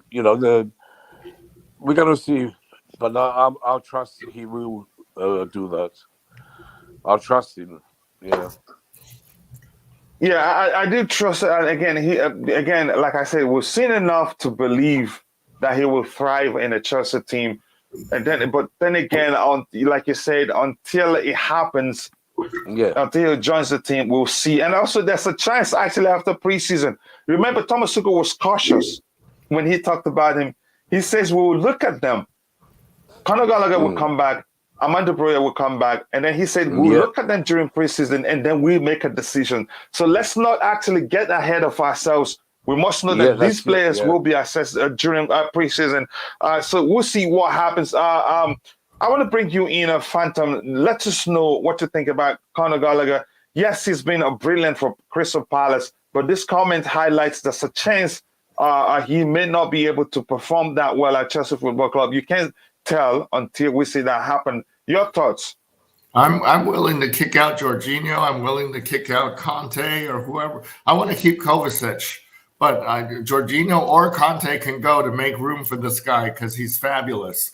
But if you allow me an opening statement, I am wearing a blue shirt to celebrate Super Frank's Super Frank in over at Everton doing a super job keeping the Everton team out of relegation. I don't know if you saw the soccer game afterwards. Did you see all the people on the field? It was incredible. It felt like it's like they won the Premier League or something. Fans, I saw that myself. Staying up in the Premiership, you see how important it is. Yeah, the fans went crazy. But they shouldn't someone kicked Vieira, I heard. Go ahead, Phantom. You were saying something. Yeah, I was just really happy for Super Frank because when he left here, it was kind of sad, and then he didn't find a job for a long time, and then Everton gave him a chance, and no one thought that he could save Everton from relegation, including me. But he got Richarlison and Calvert-Lewin to really perform. So, and they'll probably be kept now that they're going to stay in the Premiership. I think there's a bond between coach and players. And so congratulations, Everton. Sorry, I don't have an Everton shirt, but I just decided to wear a blue shirt. But as far as Conor Gallagher is concerned, I'm willing to kick out Conte or Jorginho or both if that's what you need to get in Conor Gallagher. I'd like to sell Gilmour to whatever team wants him for whatever price wants him. I think he's just too small. Sorry. I mean, he may have all the talent in the world, but someone like Rudiger of Real Madrid is just going to run him over in the Championship League if that's what's. Yeah. Okay. Let me quickly breeze through the chat. I have another question for you, Phantom, if you don't mind. Let's say the amount will be linked to Everton next. I bet you that may well happen, but for the chances of it happen might be down like minus 100%. It will take some. I don't see that happening. And Everton yet isn't that big enough amount to decide. Okay, he wants to go to Everton. I know they have a good relationship, but that's never gonna happen. Majid AA talks about Koulibaly for 25 to 33 million. That's what we saw from Pice. I think that will be a good price if that's in fact we're able to get him in that. Sorry. Exactly. So it makes sense if we're able to get him in that price range of 25 to 35 million. Again, it depends on how many years he has left on his contract. Because I remember when we tried to sign him, the price that was being quoted then was in the region of 80 million plus. He's such a fine player. He's a good defender, and it can help us lead at the back. Again, at 30, I think that's a good price, but we'll see what happens. Again, a Tribune says, here is an idea. Play 4 at the back, 1-6, and Gallagher and Mount either side of the 6s. But we know Tuchel won't change. Again, Tuchel does like to change formation. Maybe when he makes some new signings, maybe he will be flexible with the system he deploys during games. But then again, I wouldn't want to play Mount and Gallagher at the same time on the pitch. I think we will lack in some areas. Both players, while they are creative in their own right, are not the most creative. And I get your point of playing a single six because we play 2 6s now. But the truth is, a single six can actually suffice. And I think I've had that conversation with Stav here before when he still comes onto the panel. When you have a single six, then you have the opportunity to deploy one more player in the attacking area. I think that's a good argument. But maybe, like I said, maybe when Tuchel signs more players, he will then, be flexible with the formation or system that he deploys. And again, I want to say, please, if you're in the chat, if you haven't, or if you're watching, if you haven't liked the video, please do like the video. We have 60 plus people watching, but we have just 54 likes. We should get it at least to 60 people. And the more likes we get, the more opportunity we get. We could get more people to join us in this conversation. And also remember, if we have 100 plus people watching, we will do a giveaway and you get a chance to win of $50. So again, if you haven't, please like the video and subscribe to the channel. If you haven't, we've gotten a few subscribers today, but we should get more. We're aiming to get to 1,500 subscribers today, and that is very, very possible. But to do that, you keep liking the video so that the Google YouTube algorithm will push the stream to more people. And I'm sorry, again, I'm going to repeat myself. I am not going to share the link in the chat because of what's been happening in the Chelsea community. Some content creators are being sabotaged left and right. And I think I have a hit already. One of my videos has been blocked, and I got a notification saying we set a Chelsea versus Leicester City Premier League match preview to private due to community guideline issues. It's not currently visible. It's just visible to me. I think I'd appeal that, but I have to talk to the what they call again YouTube people to let me know where I went wrong. But I don't think anything is wrong there. But it's not that the money will help. It's it's our channel. Exactly, it is our channel. I like that phrase because we're all here to contribute. People in the chat can contribute, can tell us what's going on, breaking news and all that. That's why we're family here. Call it for 23 to 33 would be good for us. Really, really good price if we're able to get them within that price range. Come on and pay you for the internet. At least we'll watch for free. I like the way you phrase things sometimes. But then again, any support to the channel will go a long way. And I want to thank Liam, who won $50 yesterday, but he asked me to keep the $50.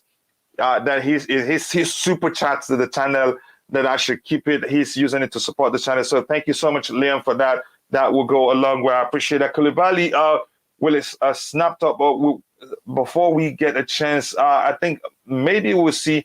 I think we will get him. Gallagher should come, please. He's coming home. We'll see what happens. Yes. We want our Chelsea to make a real youth team, unlike a fake Arsenal. Yep, I get your argument there. And this is Chelsea the Kingslayer, big up coach. All former Lampard players should be linked to Everton this summer. I think that's the case. I think if Frank Lampard comes for Billy Gilmour, but one thing I wouldn't want us to do is to sell him without adding a buyback clause to his sale. If that's what we decide to do, I think he will come for Billy Gilmour because he likes him. Phantom, it looks like you wanted to say something. I say Super Frank can have Billy Gilmour. We'll give him a good price, $40 million.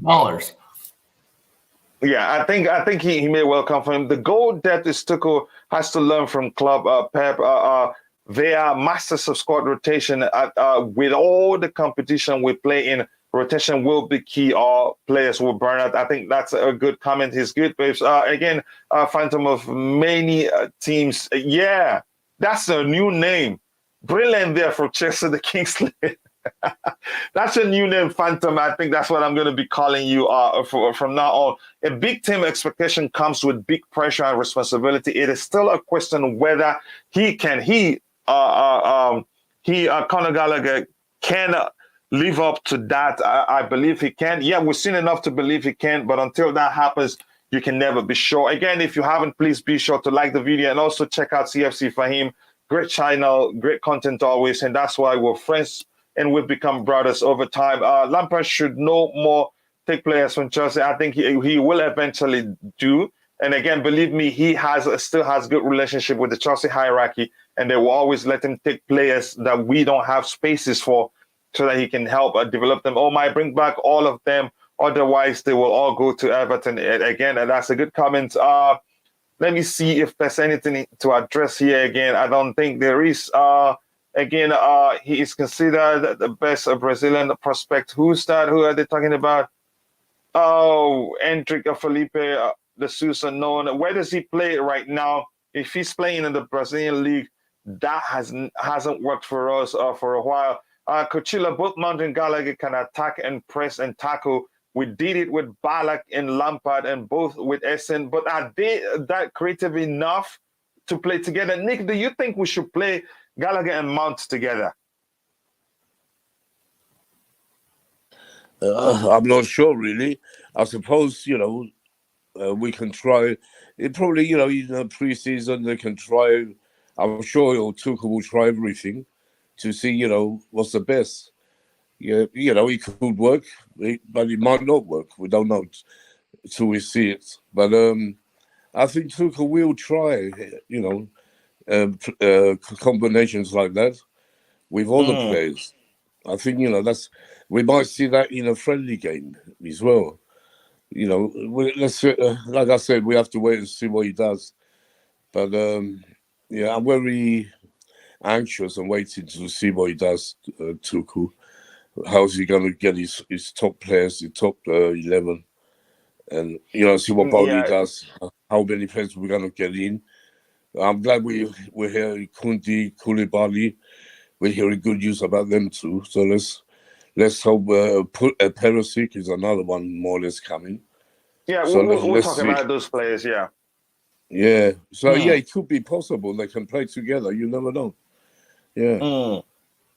Even they're very similar, but doesn't mean they can't play together. Yeah. So can you tell me, Phantom, do you think both players can start at the same time? Which one, Conte and Gallagher and Mason Mount? Yeah, why not? Tell me why. How possible is that? Both players are like for like, almost the same. Mount usually plays in the either in the Ziyech or the Werner spot half the time. So why not? Mount is not a 6. We know that, but Gallagher. No, I'm not talking about playing Mount in a number 6. I think I'm going to find. Okay, there's the comment here. It says Cochilla, both Mount and Gallagher can attack and press and tackle. We did that with. But I know both can do the same. But I don't think we should play them at the same time. I'm not sure if that's what he's insinuating here. My point is, both players are practically the same. They have the same attributes, except I think you could say Gallagher is more of a box-to-box player than Mount is. But I think playing them, we'll be sacrificing some aspect of our style of play. Or maybe I think both are not the most creative, if you ask me. So we need to mix it up a bit so that they can complement each other. But go ahead, you were saying something. Mount I don't know about Gallagher, but Mount is a very versatile player. I've seen him make goals from almost to the 18-yard line. I mean, he can kick from far away. He can kick from short. He runs around. He more so last year than this year, but last year he was all over the place. He was at every corner. So he's left, he's right, and so why not? We just need players that are faster than Lukaku, who just stands there and waits for the ball. I mean, that's even worse than Tammy Abraham. Yeah, I think you could argue, he gets into the box very well, and he gets into good positions, and he can finish as well. But on his day, let's see what happens when he comes back to the club. Now, the next player we're going to talk about here is this. I love him so much. Unfortunately, for me, I think I'm not sure why he hasn't gotten a chance under Thomas Tuchel. Did he play in the preseason under Thomas Tuchel at all? Did he? I think he did. I think he was there. He was there, but I don't know. Tuchel didn't fancy him. But Ampadu is a good player. He shows it with Wales. Yeah, he's a good player. I think he will get a bigger chance this time. He I can think play in multiple positions too. yes, he can, coach. No, Yeah, he's a I like Ampadu. He is a good player, and he's getting better. He's even better now. I remember. I think. Go ahead. You were going to say something, Phantom. he was sent. Where was he sent? Brighton, or was it Brighton? No. No, he's in Italy right now. Italy. No, but before, when he was sent somewhere in the Premier League. Before, I think was it Brighton? I don't remember. Where in the Premier League did Ampadu go on loan? I think it was Brighton. Yeah, Brighton. Was it Brighton? Yeah. And he didn't really do that well there. Otherwise, he didn't do that bad either. But he's become better now. I don't know. No, I don't trust Serie A League, because Serie A League produces people like Lukaku. No, even before you say that, let's talk about it. Yes, Ampadu played preseason and plays across the fence. Yeah, again, the kid is so good. He can play in multiple positions, and each of those positions he can execute them very well. He can play in the defense. He can also play in the midfield as a DM, and he's quite good at as a DM. Sheffield United, thank you, Sheffield United, a very weak team.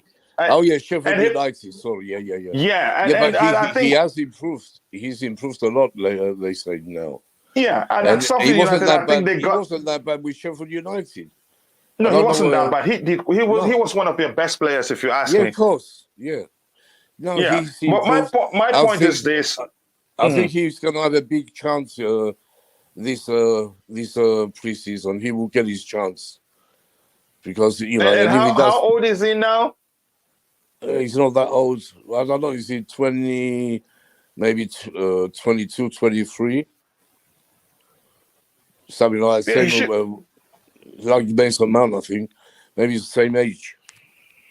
I'll check it now. But here's the thing about Ampadu. First of all, I think we're not going to say we cannot category. Let's say in the case of Conor Gallagher, we cannot clearly say that here's the problem Gallagher will solve for us. But we know he comes in, but we have to make a room for him. But in the case of Ethan Ampadu, this kid is good, and we're just learning he's just 21. Yeah, he's 21, 22. Even if he's 22, but that's fine. But let's say he's still very young. My point is, let me ask this question. Yeah. I don't know if it would be wise to compare him with Germany. I think we've been looking for a DM, and I think he can execute that role very well. He's got some good passes in him. He can also read the game very well. And let's just argue about that now. I think this kid is capable of, solving the DM issue for us. Is that good? Phantom, you say what you want to say. I see you shaking your head. We saw him a few times in preseason we saw him in preseason last year a few times, right? After he came back from Brighton, right? And he did not make the team. So pass. Let's get a Jules Koundé or somebody like that instead, or Chouameni, or even overpay for Rice, whatever, but not this guy. Really?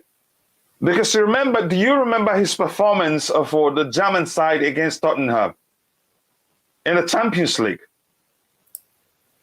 In the championship? In the Champions League, when he was still playing for a German club, when he was still on loan for a German club, he played in the Champions League. I think it was in the semifinals or quarterfinals, or I don't know if it was the group stage. 2019 before he got injured.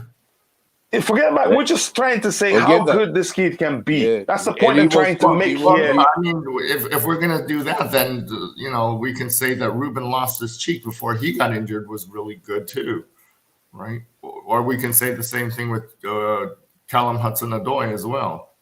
But, injuries matter. Yeah, Nick, go ahead. You were saying something, Nick. I was just remember how good he was against Tottenham. He was very good. Yeah, but just the Champions League. Overall, shouldn't we be talking about this kid can help us solve a problem in the midfield area? Go ahead. Yes, Ampadu is not like a Hudson-Odoi or Loftus-Cheek. He's a different sort of player. For me, he's better than Loftus-Cheek because he passes and the ball gets to the player. And when he does run with the ball, he's more controlled. What I've seen and heard, he's improved a lot. So we're going to see in pre-season what Tuchel makes out of him. He will get the chance. It's up to him now. But don't forget because he's done well in Italy too. Yes, he's done well in Italy, and I think he's done so well. And they're trying to buy him actually. All the pundits are talking about how good he's doing. They're trying to buy him. What are they offering us? Like 25 mil? Sell him. So who? Well, Ampadu. I don't think they're going to sell him right now. He's too young and he's getting better. Chelsea will be foolish to sell him.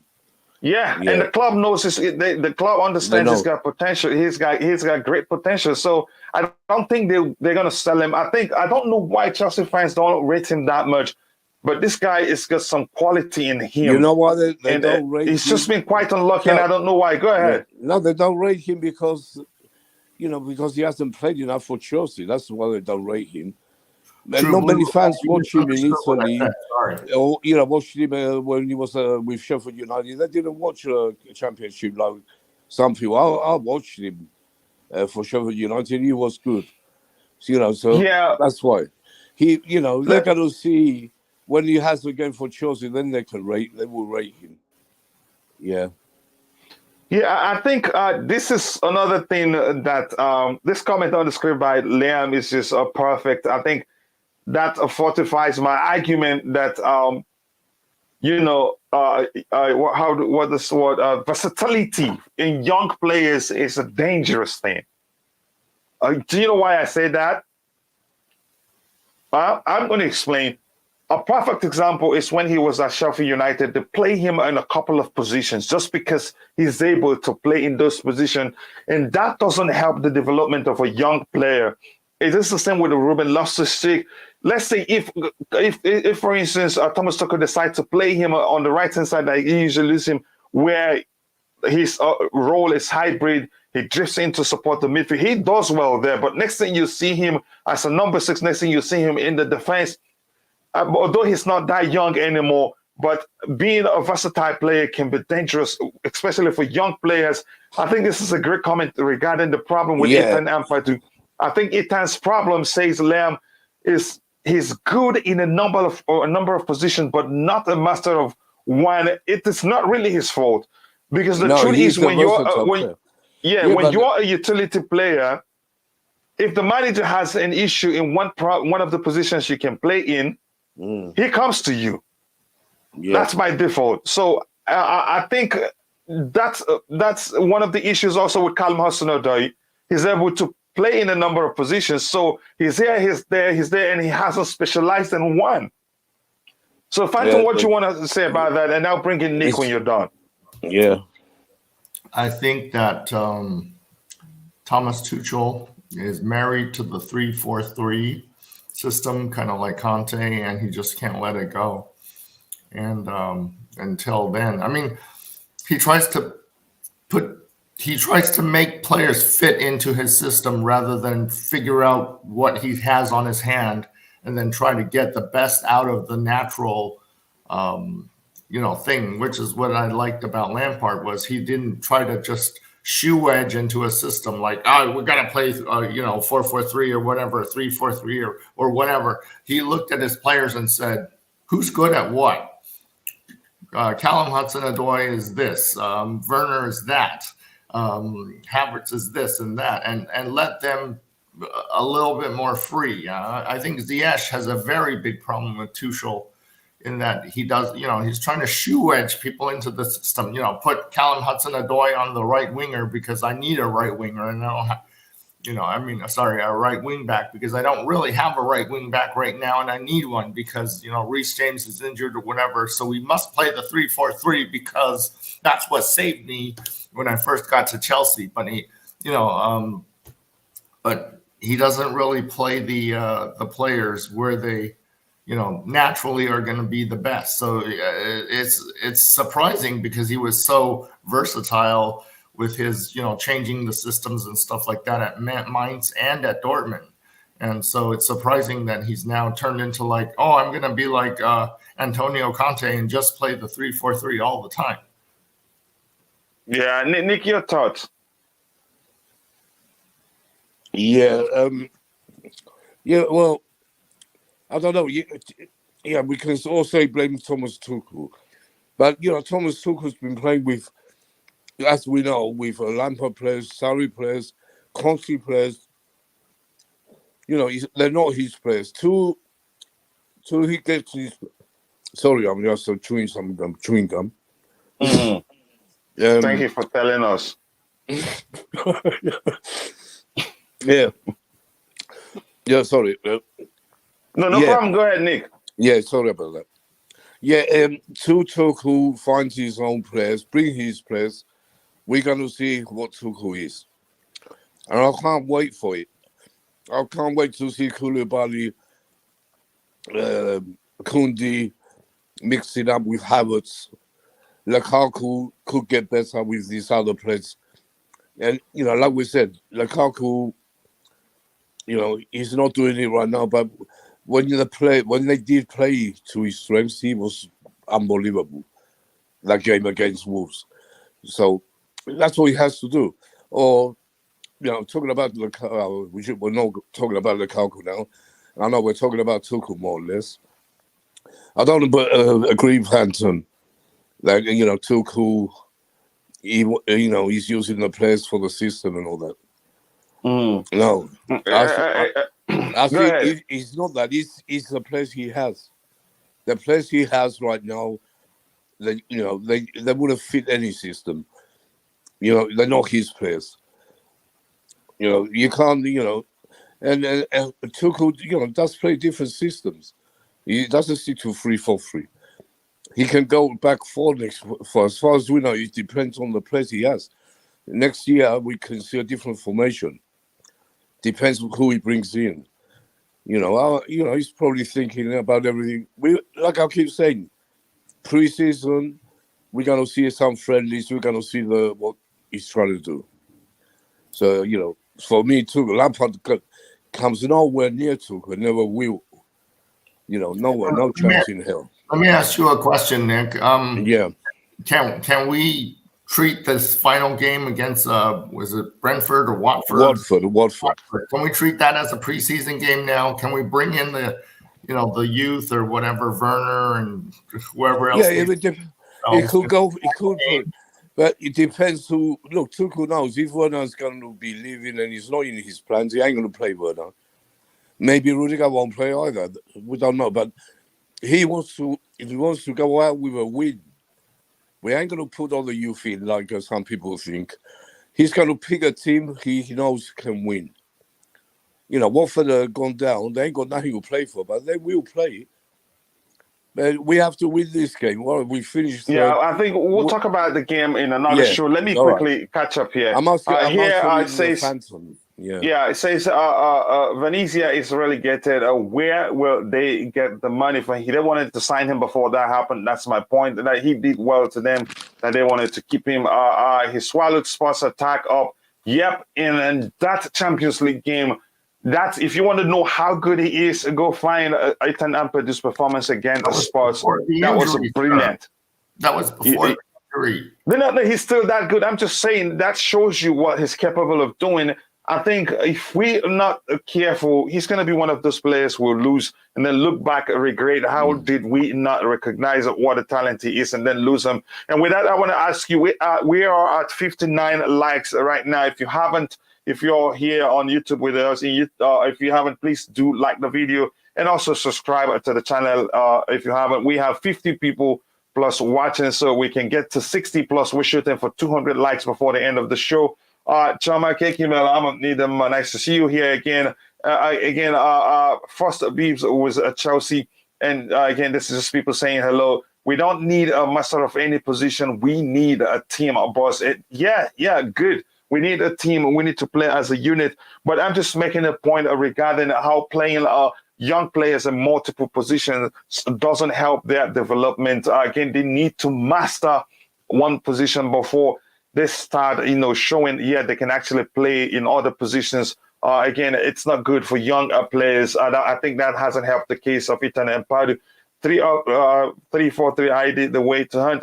Says Chelsea, the Kingslayer, other Italian clubs will want him, although they don't like spending money. Yes, because they've seen how good he can be. Lampard got us 13th.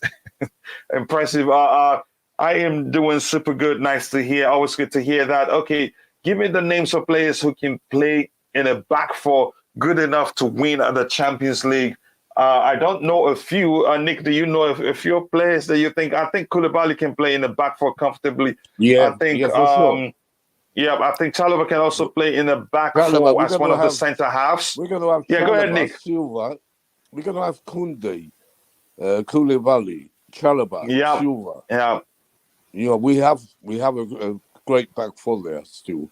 With Rudiger. Yeah, and Chilwell can also. Chilwell is actually left back by default. Yeah, we have Perisic. We will have a back four, and let's hope we can go and win that Champions League again.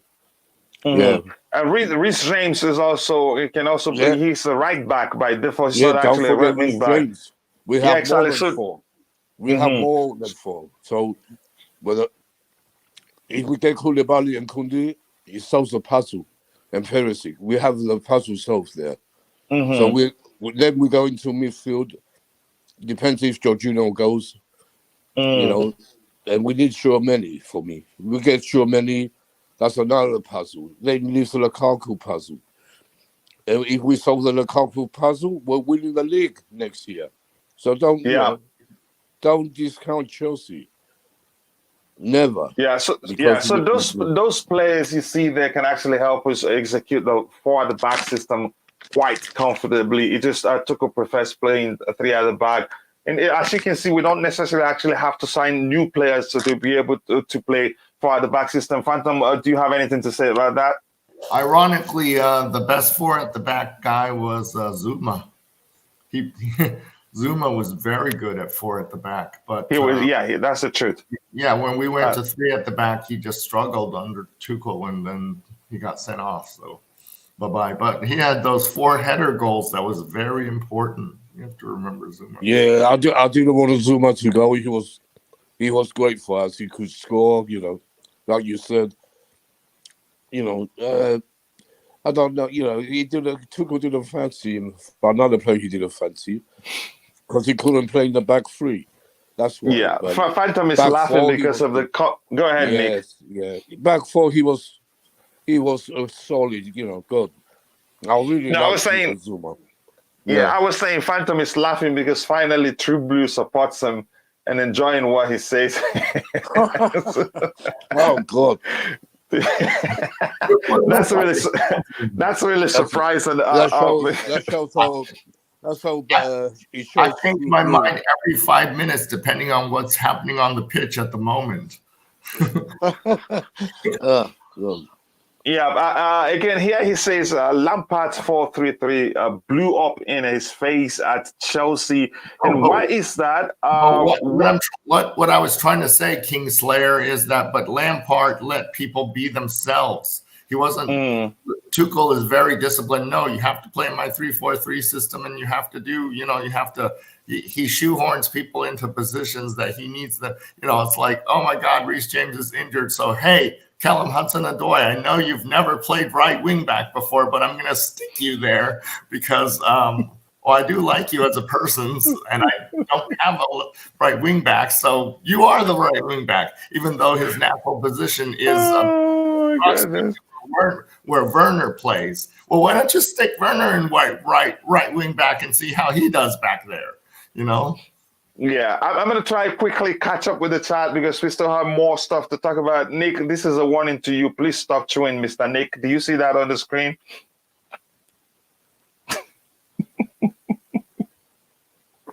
Phantom, do you see that? That's a warning to Nick to please stop chewing. And he even told us he's chewing gum. I'm going to highlight the comment in case you need to see it. And my brother here, Mikhail, thanks so much for finding the time to join us today. He says, yes, I heard the abuse, but I also felt the love. At the end of the day, the light was stronger than the darkness. For that, I will always be Chelsea. Thank you, Antonio Rudiger. Thank you so much. Much love for the guy. I think we will probably talk more of his farewell message in tomorrow's show because he was such a great servant for us. Even when things weren't going his way, he remained professional. He didn't complain that much. And when he was asked, when he picked up form under Thomas Tuchel, when he was asked, okay, how about what happened then? And he said he was whatever they said he was then. He agreed he wasn't informed then. And then he agreed, yeah, but he knew he could do better after that time. And I think that's good to see from him. Phantom, are you still there? I think I've lost both panelists, and let me know when either of you comes back. That would be fine. And Lukaku wasn't his choice. Yeah, both, we really don't have the place. Coach. Yeah. So I think they were telling you to stop chewing gum. Oh, yeah, I saw that, yeah. Okay, yeah, and this Mikhail comments about Antonio Rudiger. I think he highlights a part of Antonio Rudiger's farewell message. I think he's a Chelsea legend, and that nobody takes that away from him. I talked about how he remained professional even when Frank Lampard treated him badly. That was awful by Frank, by the way. I don't think he's a good manager. He stayed professional until he got a chance to prove what he can do. I think Chelsea owe him a lot. I don't blame him for leaving. And I said, we'll talk about his departure and his farewell message in detail tomorrow. Nick, your thoughts on the fact that he was abused, actually? Yeah, he was. Frank Lampard got it all wrong with him. He froze him out. I didn't like it. At the time, I didn't like that. I always liked Rudiger. Since he came to Chelsea, for me, he's been a great player, great servant. And Tuchel, I was glad when Tuchel brought him back from the dead and brought him to life. And what a player we saw. He brought him to life, gave everything, fought with his heart, in his soul for the club. I'm going to say wait a minute, Phantom. He's a legend. A lot of fans are saying, no, he can't be a legend. He was only here 3 years. But for me, he's a legend. I don't care what you lot say. He was, along with Silva, he was our best player this season. You can very close with Thiago Silva. If not, Rudiger was the best. But if he didn't leave, he would have won the Chelsea fans for best player. Yeah, I agree with you, Phantom. You want to add anything to that before we move ahead with the stream? Because he's leaving, he has to be Thiago Silva. Even me, I said Thiago Silva. But yeah, we'll talk about that in detail. Yeah. Rudiger. Rudiger played more games under Tuchel than any other player under Tuchel. So Tuchel really valued him. He really liked him. And I think Tuchel's a little bit mad at Marina for not having, well, I mean, did Rudiger say he didn't leave for money? He left because he felt disrespected by Marina, or disrespected by who? I haven't read his farewell message fully. I think he left. He left because Marina didn't sort out the contract when he should have been sorting it out. Rudiger was waiting for that. He loves Chelsea, but because they didn't sort the contract as they should have, it was too late. He had to, get along with his life and what his family want and what he wants to do in the future with all his charities. So he left. Yeah, they gave him no choice, Phantom. That's why. Now this is going to set off another firestorm. I think that not Rudiger. Tuchel has a slight bias for players that can speak German. I'm going to say that, and I don't know if you're going to agree, but I would not agree with that. But let's catch up here. Manny here says, and I think Manny, this is your first time here, and for every other person watching, if you haven't, please take a minute to like the video, and if you haven't, do subscribe to the channel to help us reach 2K subscribers as soon as possible. Manny says that's not true. He tried different formations into the players' strength, and they still fail. Plus, a lot of these players are finished. I think your comment is correct to a certain measure. Yes, he's tried some formations in some occasions. There's a time we played 4 at the back, and it seemed like, this is the perfect system for us. There's a time we played 4 at the back, and it was we witnessed a shambolic performance. So good comment right there. Rudiger just bid a farewell. Yeah, sad to see that. Again, I was in denial. I didn't want to see him go, but I wish him all the best. He was a great professional, a great servant to the club, and also an exemplary professional, if you ask me. But that's, by the way, injuries for so many of Tuchel's moves and formation. That's the truth. In some cases, he had no option than try to improvise to get us to play good football, to get us also win games. So it's not, entirely. You cannot blame him for, in most cases, playing players out of positions. But in some cases, you can see the stubbornness. There are other formations that could have been better off accommodating other players and they having them play at their best. Where Chelsea was a dodgy year, but wait, babes, yeah, it was a crazy year for us. The sanctions, the restrictions on the team, and all this nonsense that derailed us. Injuries also. And we had lots of COVID situations that derailed us, that even the EPL didn't consider postponing our games because of it, but they did postpone some, in some instances, for some people that had even lesser COVID cases. So that's a great point. Mikhail says, respect to him, he leaves with his head held high. That is very correct. Respect to him. At least we end United, Tottenham, and Arsenal. Yeah, at least we're better off than those two of our rivals. Again, I'm getting a headache. Nick, so far, he has no better than Di Matteo, no experience, no players. Nick, he just wants to fight with you. I saw Ampadu as a senior, is a little bit, he's very solid and keeps the ship. Exactly, he's disciplined enough to execute that role very well. I think even if he doesn't start games, I think we can bring him in and have him as an understudy to N'Golo Kante and gradually integrate him into the team. I think he's talented enough to execute that role very well. I'm not saying bring him back, bring Ampadu back so that he's a starter. He needs time and to understand how Tuchel wants his central defensive midfielders to play. And again, it takes time, but it's not my choice. But it's looking more likely he's going to leave Chelsea again. That's what I think. Chelsea Kingsley, yes, correct. But even then, again, he tried at 3-4-3. Again, this is just agreeing to a comment. Reece James is the only world-class player. Again, that's your argument, and I don't know why you argued that. And so many comments to catch up with. I'm going to try to see relevant comments here and not waste time reading conversations between those and in the chat. This is just a response to Mani's comments. For his hype, again, we're not going to talk about Cho. Fala Al-Katani thoughts about, I don't know that player, but if you're in the chat and you know about this player in questions, you tell us about it. And Fala, I think this is your first time here. And for every other person watching, if you haven't, please do like the video. We have 63 likes. Let's shoot for at least 200 likes before the show ends, and we can actually do that like that. I love Rudiger. I do love him. I think we all do love him. We have a weak-minded player that disappears when told to play other positions like Cho.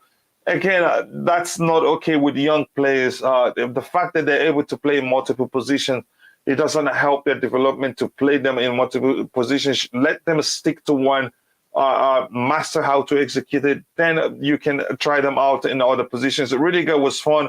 Stop blaming Marina. Again, yeah, we shouldn't be blaming Marina for what happened. Again, any other thing here? Again, this is just conversations between people in the chat. Rudiger agreed the deal. Again, that's another point we have to look at. What basic than Madrid?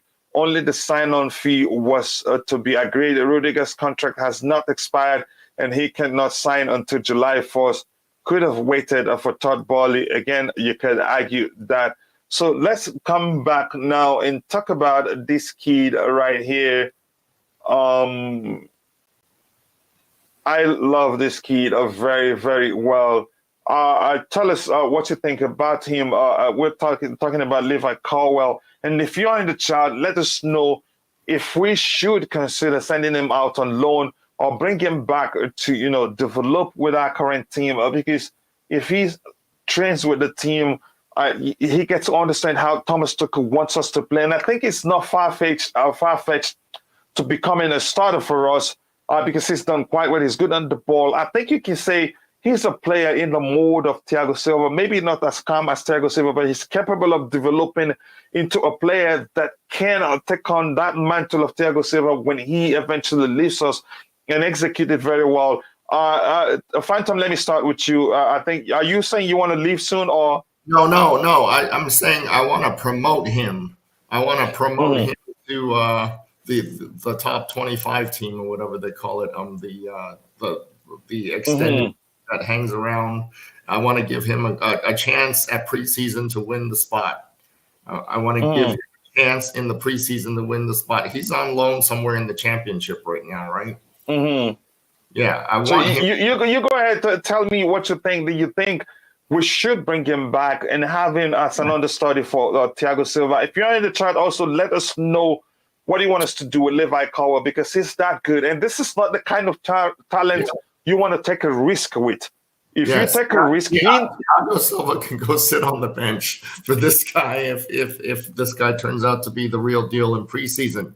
I know that Russ Barkley is always good in preseason and then he stinks it up in the regular season. But this guy, if he's good in the preseason, then you put him in the starting 11. Let's go. I've already assigned next year as a rebuilding year for Chelsea, or a first Todd Boehly year, get to know the team, whatever. I'm not expecting to win the Premier League next year. If we just make it to top 4, I'd be very happy next year. Here's the thing, the Liverpool way now, because the Liverpool way, the Man City way, it works.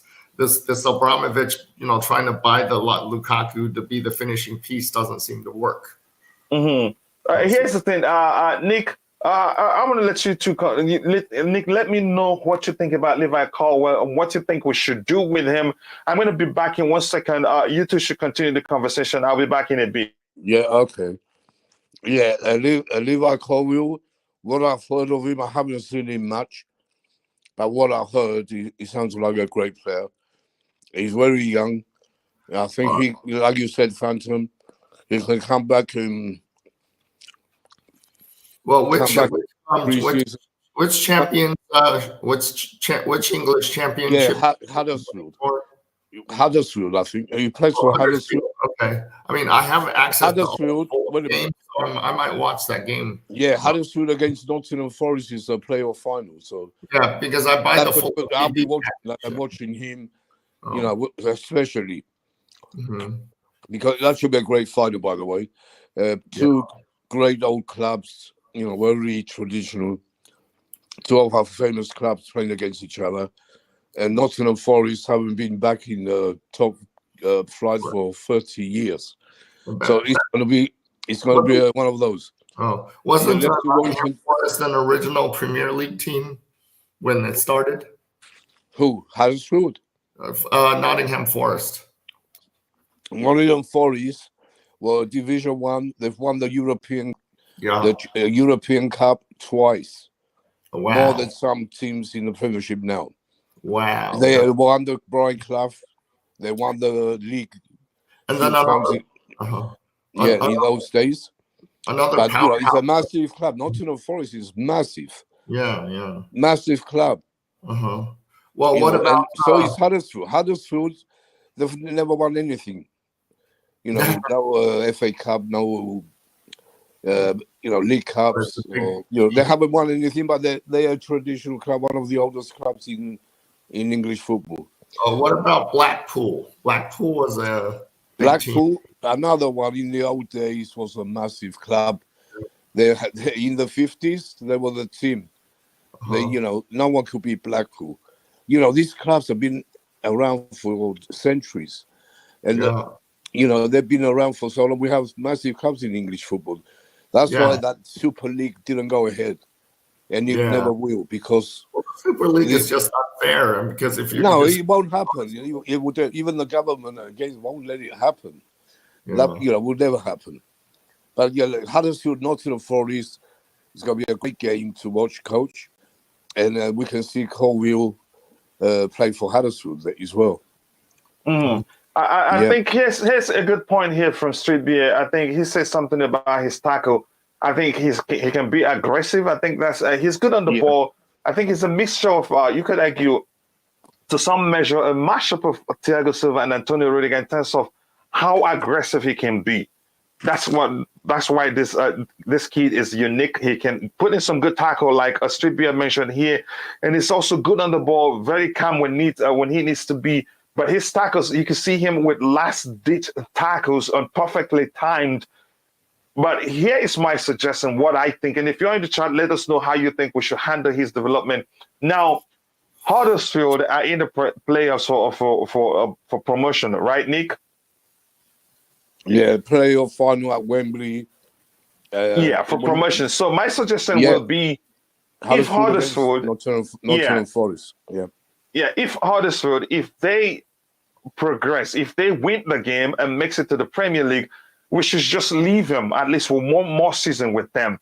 I think you get what I mean. He's played with them, and he's known that he understands how they play, and that gives him a chance to play with the same team, with the same team in the Premier League, and one more season for him to continue developing. Because if he comes to Chelsea right now, he would not be guaranteed a starting place, not even up to 20 games per season, because we're going to sign a few players. We're hearing if we end up signing Koulibaly and then Jules Koundé, then his chances of game time will be limited. So I think the best option will be if Huddersfield, if they win at Wembley and make it to the Premier League, just leave him there. But if they don't succeed, then we should look for a loan for him in the Premier League, because he's proven himself in the Championship. Now let him prove himself in the Premier League. Or if we can't find a good loan for him, then we'll bring him back and be an understudy for Thiago Silva. I want to know, you seem like you want to say something, Phantom, but don't hit me. No, I never hit anybody. No, I'm just kidding. I'm kidding. I have the weakest fist in the world, but I am also the best marksman in anybody you know. But I know you're a veteran, but we're not going to talk about that. That's an off-topic situation. Yeah, go ahead. I think we need to give this guy a chance in the preseason to make the first 11. I like the way we gave Chalobah, who however Chalobah got there. At least how old is he? Chalobah? No, how old is Colwell? Isn't he like 21? We could look it up. I'll look it up, but go ahead. Let me look it up. Go ahead, say what you're saying. I'll look it up. But and if he doesn't make it, and Huddersfield does make it to the Premier League, we can loan him right back to Huddersfield again. But give him a chance in the preseason to pull off a Ross Barkley. Ross Barkley being the greatest preseason player ever. Yeah, I think it's a risk to bring him back prematurely. You could put it that way. Why did I say prematurely? Because now, if we sign Koulibaly, and if we sign Jules Koundé, his chances of getting game time will be limited. So we want to be cautious on what we do. And if that happens, he'd be looking to leave. Because here's the thing about this kid. Now, he'd be watching. He knows how good he is because people are talking about him. And clubs do know how good the kid is. Other clubs do know. And Chelsea Academy, Chelsea youth team, it's more like the analogy I've used before, as the best university in the country. Everybody wants their kids to get in there, and every employee wants to get, graduates from that place. So the world knows how good he is, and he already knows how good he is. If we don't set the path, like saying, okay, since, for instance, how Huddersfield makes it to the Premier League, okay, stay with them. He'll be happy to do that because he made it with them. That adrenaline of making it to the Premier League with them will still be there, and he still knows Chelsea cares. So okay, just finish it, and then by the time you come back, Thiago Silva won't be playing again, and then you get a chance. Or if they don't make it, find a good loan for him in the Premier League. If we risk it, this kid is going to leave us. Nick, your thoughts? I don't think Nick is there right now. Okay, then I'll come back to him. Or if you have anything else to say, Phantom, I want to go through the chat quickly. Then we can switch to Armando Borja. I want to give him a chance in the preseason, and if he doesn't make it, like Gilmour did not make it, then send him out on loan somewhere. So if they go ahead, go ahead, Nick. Colwell, it's very hard. We, like you said, we bring him back. He's got to, sit on that bench or not even in the squad. it won't be good for him. So, I will load him out again. He's very young.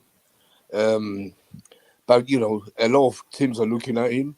We don't want them to get too excited and go, they will try and buy him, of course.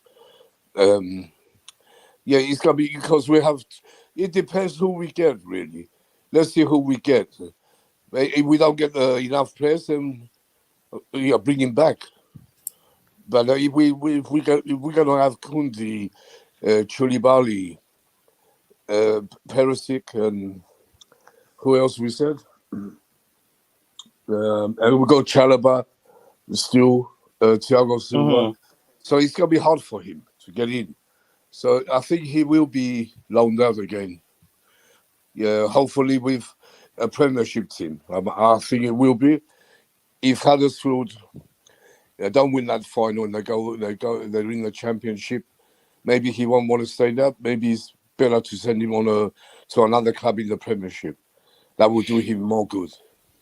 Yeah, I think we have to be cautious on how we'll deal with his development, because there's a risk there, as good as he is. And Gabriel Omar says, come back and learn from the best centre-back in the world, Thiago Silva. He will definitely get game time. How much game time? That's the thing. There are talents, you don't risk it. There are talents, when you don't give them the chance, they get frustrated because they know how good they are. And there are no shortage of potential, buyers for them. And they know all these things. They have agents who know all these things. So if you risk it too much, you risk losing them. I want to see what what's his name, True Blue, has to say about this kid. How we should the best way to handle his development.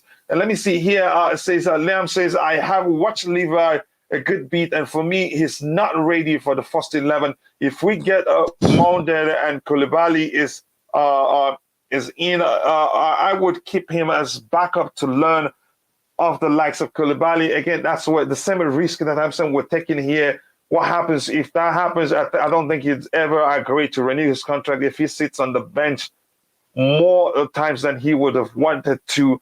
Again, it takes serious humility to get a player that will agree, okay, I'll come and learn from Thiago Silva, and I'll only get to play like 10 games in a season. I think that's a huge risk. I'm going to breeze through the chat and come back so that I'll bring in Showtime into the conversation. See, to some, this isn't the most interesting subject to Chelsea fans. It's a different, I mean, Koundé, Koulibaly, I understand what you meant. They're most like the color blue. Blue is the color. London is blue. And even at this point, still Europe is blue until the final of the Champions League is played. Even the whole world is blue until the Club World Cup is played again. And then we get the throne as the world champions and as the European champions. Liam, that's the point. Let him learn from the experience. Once he can play cup games and come on when games are done. You seem to agree with that, Phantom. You tell me what you think. I think this kid could be the real deal. And we need to give him a fair chance. Just 1 second. Just 1 second. See what Nick cost. Now Liam is calling me Couch. I agree, Couch. If they get promoted, I would leave him there if he wants to stay there. I think he would want to, because the adrenaline of that win promotion will still be there. He would want to happily, say, okay, let me stay one more season here and prove to Chelsea that I can do it in the Premier League. But go ahead, Nick. I'm going to bring in I'm going to bring in Showtime soon. Go ahead, Phantom. Yeah, well, all right. Let's give this kid a chance to make it in the preseason. If he can pull off, this wonderful preseason. Didn't Ruben Loftus-Cheek pulled off a wonderful preseason this time around, this past season? Somebody pulled off one and got to stay. I don't remember who it was, but if in the preseason he can earn it, then let the kid stay with us and not have to. Huddersfield has a 50-50 chance to beat Nottingham Forest right now, right, for the final game or so. True Blue's comment is correct. Perisic is an attacker rather than defender, right? Yeah, but just go ahead. Just go ahead. Skip that aspect. So, I think that this kid could be the real deal. And I'm not saying that about just anybody. I'm not saying that about people like Ampadu or whatever, but this kid could be the real deal. So let's give the kid a chance. I don't care how old he is, Mount's young, right? So let's give him a chance. Give him a chance. Yeah, I think I do sincerely agree with you. I think we should give the kid a chance, but we must watch how we do it. We don't want to upset him or his agent. Again, to advise him to run for their career's sake. Bringing you on now, Showtime. How are you doing, brother?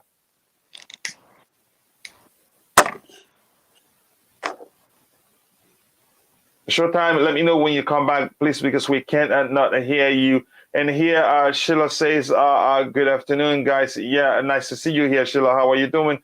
Liam says, Perisic has agreed a deal with Inter, but not signed yet. So still possible we can get him. I hope we get him. He will be a good addition to our squad. Showtime, let me know when you're back. But Nick, tell me again, what do you think will be the best approach? And if you're in the chat, I think True Blue has already said something, and Liam has already made his suggestion. How do we handle the development of this kid, not to upset him that he would want to leave the club? Nick, your thoughts? Yeah, of course. If we bring him back next season, he has to, he's going to start with the cup games. That's normal.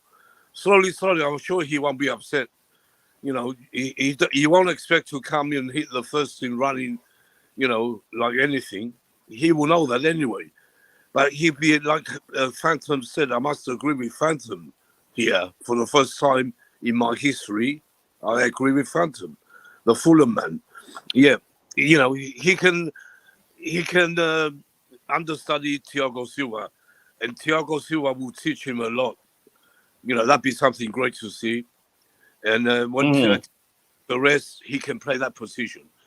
And you think he'd be patient to not start enough games to stay on the bench and only get to play cup games and all that? No. Why should he be upset? He'd be he'd be so excited for being at Chelsea Football Club, the club he grew up in. So he won't be upset.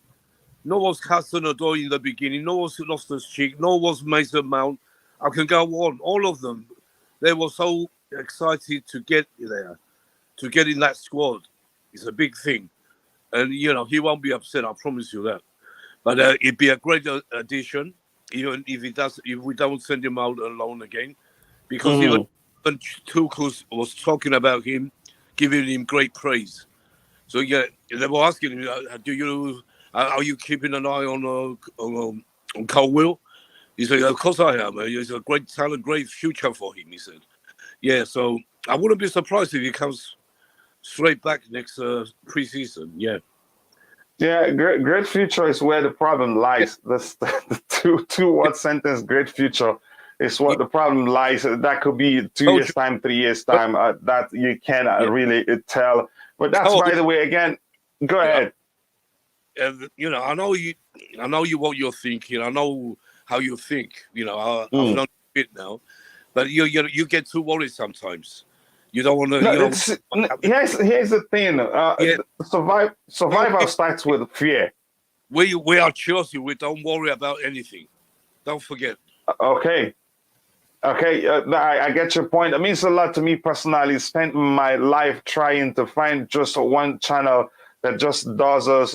Thank you very much. I appreciate that. That's why we love you.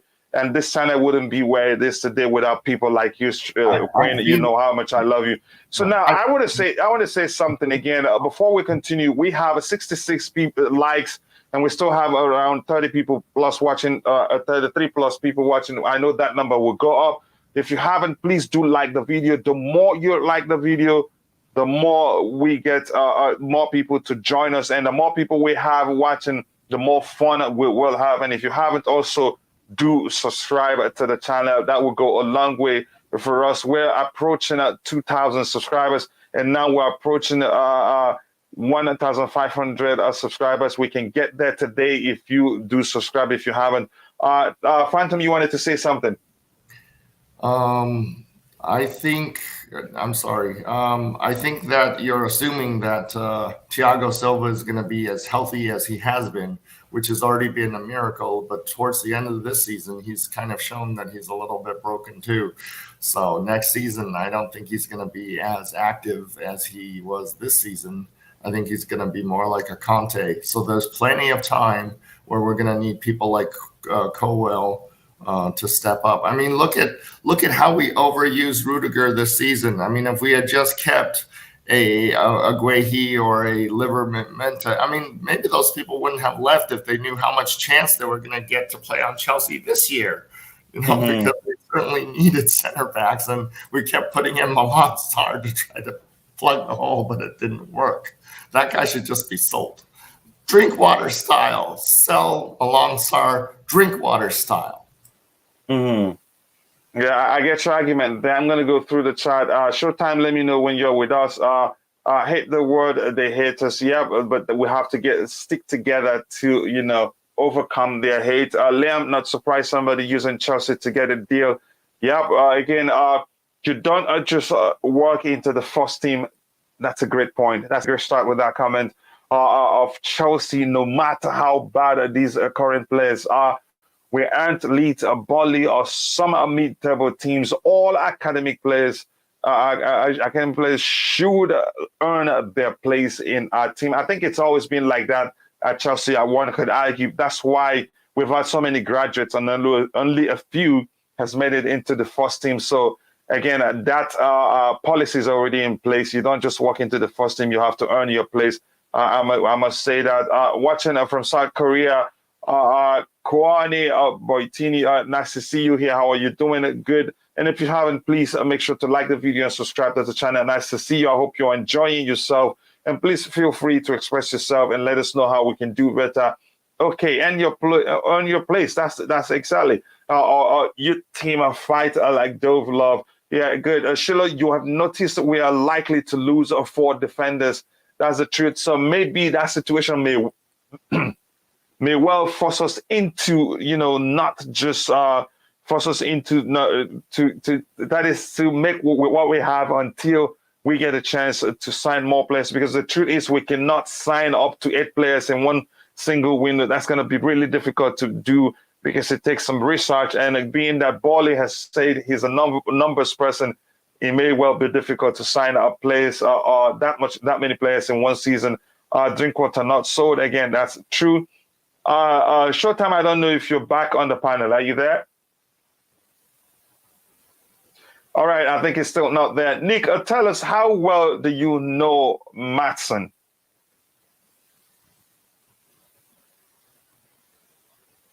How about you, Phantom? How well do you know Ian Maatsen? And if you're in the chat, let us know how well you know Ian Maatsen, and do you think he will help us solve any problem in the current team? Go ahead, Phantom. Do you know him well? No, is he a U23 or is he on loan somewhere? I don't know. I think he's on loan. I think he's on loan right now. Please let me know how well, if you're in the chat, how well you know Ian Maatsen. I think he was True Blue suggesting that we talk about him. I don't know the kid very well, but I've heard so many people talk about him, how good he is. I think I'm not sure even what position he plays. Yeah, I don't know him at all. I don't think he looks young to be ready for the first team. I mean, if Colwell isn't going to be ready, I doubt this kid is going to be ready for the first team. So he needs. I don't know anything about him, so I can't comment. Sorry. Okay, let me catch up here. We're building around our academy. Titi's job is to get these academy players to be ready for next season. If they cannot, let's promote John Terry as a manager. Really, there you go. Another one, controversial one here. I think this is really deep here. We're building around our academy. So I'm not sure. Can you come in here, Phantom? What do you have to say about this comment on screen by Boogeyman? Ambition is now beyond manager. I think John Terry is like Didier Drogba. Didier Drogba is a football team owner. And I think that's what John Terry wants to be. He wants to skip over, man. He doesn't want to be Frank Lampard. I think or Steven Gerrard. I think he wants to be like a Drogba and go out and find his own team and own it. Like Drogba actually owns the team that plays here in Phoenix, Arizona. I don't know if you're aware of that or not. And Sheila says, go ahead. Phoenix Rising United is the name of the team, and it is like 40% owned by Drogba. Yeah, I see. I don't know. Showtime, are you there? And Nick, are you there? All right, I'm just going to go ahead. It's just you and I at this point. Hopefully you still have... Coach, I'm here. Yeah, Nick, we talked about this kid right here. How well do you know Ian Maatsen? And do you think he's good enough to help us solve it? Yeah. He's another one. I don't think he's ready for the first team. He's a good player, good youngster, but he can't come straight into the first team. I don't think. No, we want to challenge City, and we keep saying it. We have to challenge this team, City, Liverpool. We have to have a good team. You know, Maatsen is good for the squad, yes, but to be in the first team, no. I want to ask True Blue a question. True Blue, you are like an expert. You know more than both me and somebody else combined about Chelsea and all these players. Why don't you come onto the show once in a while, huh? I think he should. But again, he's a left back. I think he's on loan with Coventry, and I think he got a player of the season. I am sure I read that somewhere. If that's the case, if he got player of the season, maybe it's not bad having three good players in one position. But the question still remains: how patient will he be, to get his chance to prove more that he deserves to start again? I think patience, when you talk about young players of these days, it's something you throw out of the window. They're not as patient as you could say the likes of Mason Mount, Reece James. They've started to learn that all the clubs want their signature. So the slightest of chances they get, they leave.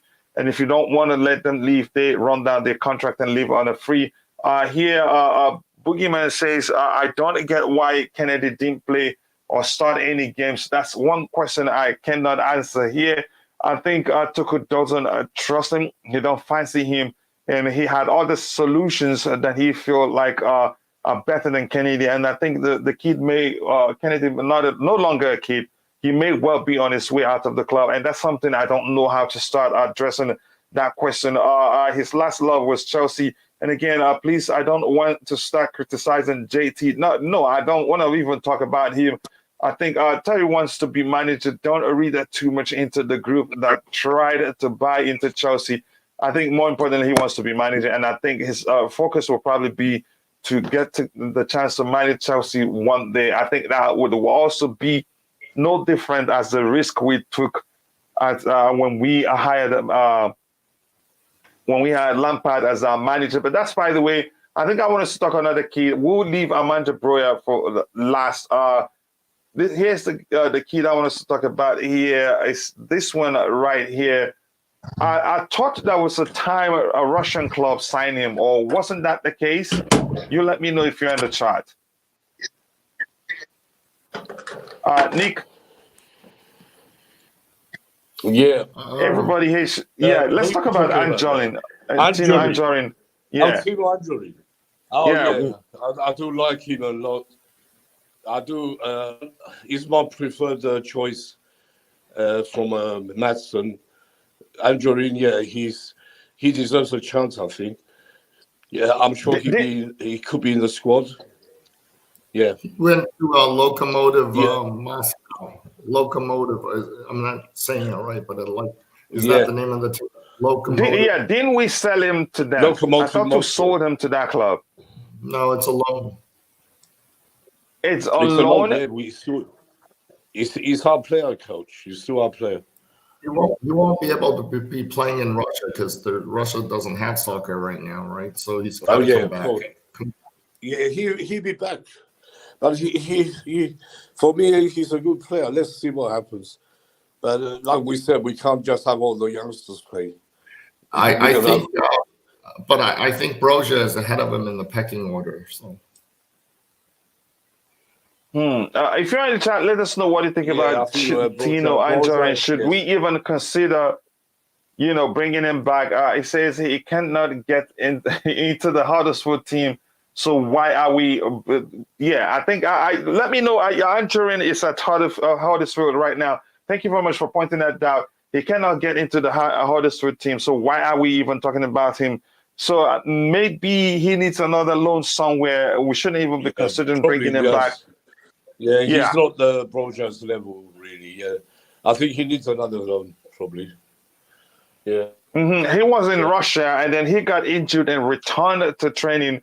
Now he's always on the bench for Huddersfield, as mentioned by Leon here. I think we shouldn't even consider him, but should he be considering a loan to another club, or maybe it's not the end of Anjorin because he's such a talent? Phantom, you want to say anything about that?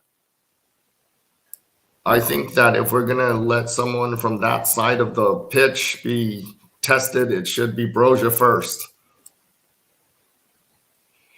Yeah, we'll talk about Broja in a bit, but I think for Anjorin, same position as Werner, he kind of like a slight left forward. I remember his jersey number was 55 when he played here for those few games, and I think Broja is probably ahead of him in the pecking order to come back and be given a chance in the preseason, because I do want to see Broja preseason, and I do want to see Broja make the team so that we can sell Lukaku. Yeah. Again, let's read these. I was told Anjorin doesn't miss chances, so I think I've heard that before. I think from one of the players, I think he was brought on, and it was he got the pass to finish, but he missed it. And then somebody said he usually doesn't miss that type of chances. I think he's that good, but hopefully he gets his career back on track again. I hope that happens again. Says Tino needs another loan to a European team or championship. I think he needs that to get because he's such a fine talent. Now let's move to let's just talk about Broja. We don't want to start with the comments that Thomas has made about him. Amago, if I could, but Coachella is not going to let me talk about Fulham here. Yeah, go ahead. Say what you want to say. We'll get if we don't want to listen to you, we'll let you know. Oh, I think they have such a fabulous the stadium rebuild that we're going to do at Chelsea should be modeled on the way that Fulham is doing theirs, called the Riverside Extension. I don't know if you heard of it or whatever. Towards at Craven Cottage, there's one side that's going to be towards the river, and they have this there's more seats, and then on top there's like these sky boxes that are so excellent. And basically you can add about 15 to 20,000 seats that way at Chelsea without having too much money. What's the capacity going to be now? 30,000 would be the capacity. For what, at Craven Cottage? Yes. They're going to be about 41, which is what Chelsea is now. Yeah, that's massive. I was there in January. That's massive for Fulham, because I remember when Fulham, in the old days, they were getting 50, 60,000 fans in that Craven Cottage, but it was different then. It was all standing. It was massive. I was there 2.5 hours early, and just imagine. All right, let's bring it back to who we're talking about. You said I could talk about Fulham, so I started to. Let's talk about Phantom now. Let's talk about Chelsea Football Club and not Fulham right now. Phantom, you don't want to hijack our show. Now let's bring it back to Armando Borja, and I'll start with you, Nick, because it's you could say. It is a difficult situation to handle. It's not that straightforward. We must admit that. That is him coming back. It's not that straightforward because we still have Lukaku. We still have Kai Havertz can also play in that position. So what do we do? And if you're in the chat, you let me know, what do we do with Broja? Because already there are clubs vying for his signature. Arsenal wants to sign him. What's his name also? Even Southampton wants to keep him. And again, there are no shortage of potential clubs that wants to secure his signature. So how do we handle his own situation? Because he's such a fine player, and we could risk losing him. We may lose him if we try to say, okay, you go back on loan again. I don't think he will accept that. Nick, tell me, how do you think will be the best way to handle it? To make sure he doesn't leave us. Nick, can you hear me?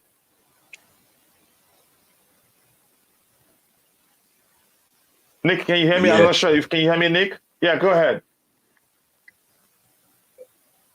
No. Did you hear my question, Nick? Yeah. I don't think we're going to send him out on loan. Yeah, I'm talking here. Okay, go ahead. I hear you. I don't know if you can hear me. I can hear you now. Go ahead, Nick. Can you hear me, Coach? Yes. Go ahead. Yes, I hear the question, Broja. Can you hear me? I don't know. I said yes, we can hear you, Nick. Go ahead. Yeah.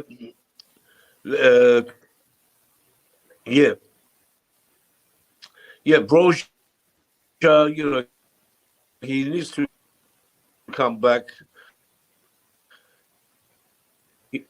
Nick, I think your internet is he has up. to be in the squad. Mm-hmm. And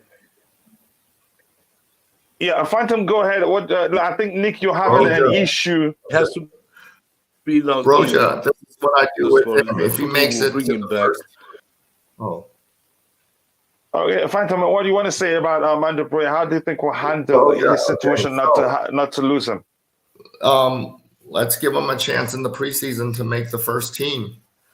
He could be the Timo Werner replacement. He likes that center left position that Timo Werner plays. In fact, several people love that position.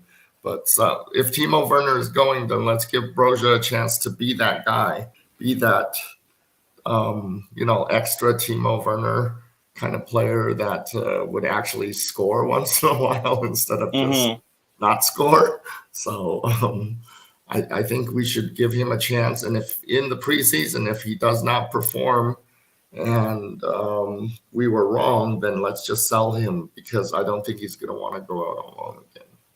Sell him. All right. Showtime, are you with us now? I am. Good morning. Okay, I'll come back to you in a bit. Just let me go through the chat. If we're rebuilding, old stones has to go. Lukaku is an old stone. Again, the comment about Lukaku, again, no matter how you see it, whether it's bad or not, I think it will be pretty difficult to sell Lukaku, and for how much, and who would want to pay you how much you want, except if you're willing to take a huge L. So and he may well be at the club next season and do better than he's done. There's a chance that happens, but it will be, the chances of that happening is very slim, given the way Tuchel likes to set up his team. And Lukaku's chances will be reduced significantly if Tuchel gets the chance to sign the players he wants to sign. I think Lukaku will find it difficult to even get a chance to play that much, let alone score too many goals. But hopefully, because leaving will be good for him, and leaving will also be good for Chelsea Football Club. And I remember something I learned from Stav, which is right. I think somebody else on the panel has also reiterated that we haven't, Andrew did. We haven't paid in full the amount we're supposed to pay for him. So I think in time, if they want him back, I think that would be good for us. But I don't think they want him back. They'd rather get 100 million from us than get Lukaku back.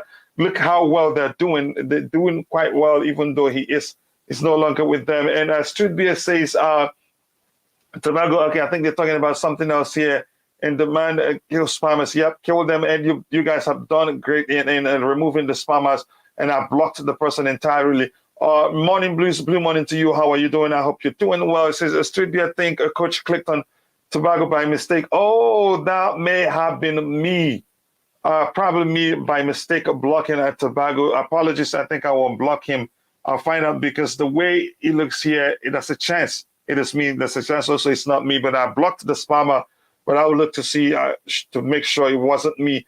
Again, who knows love? Again, boss is always right on this.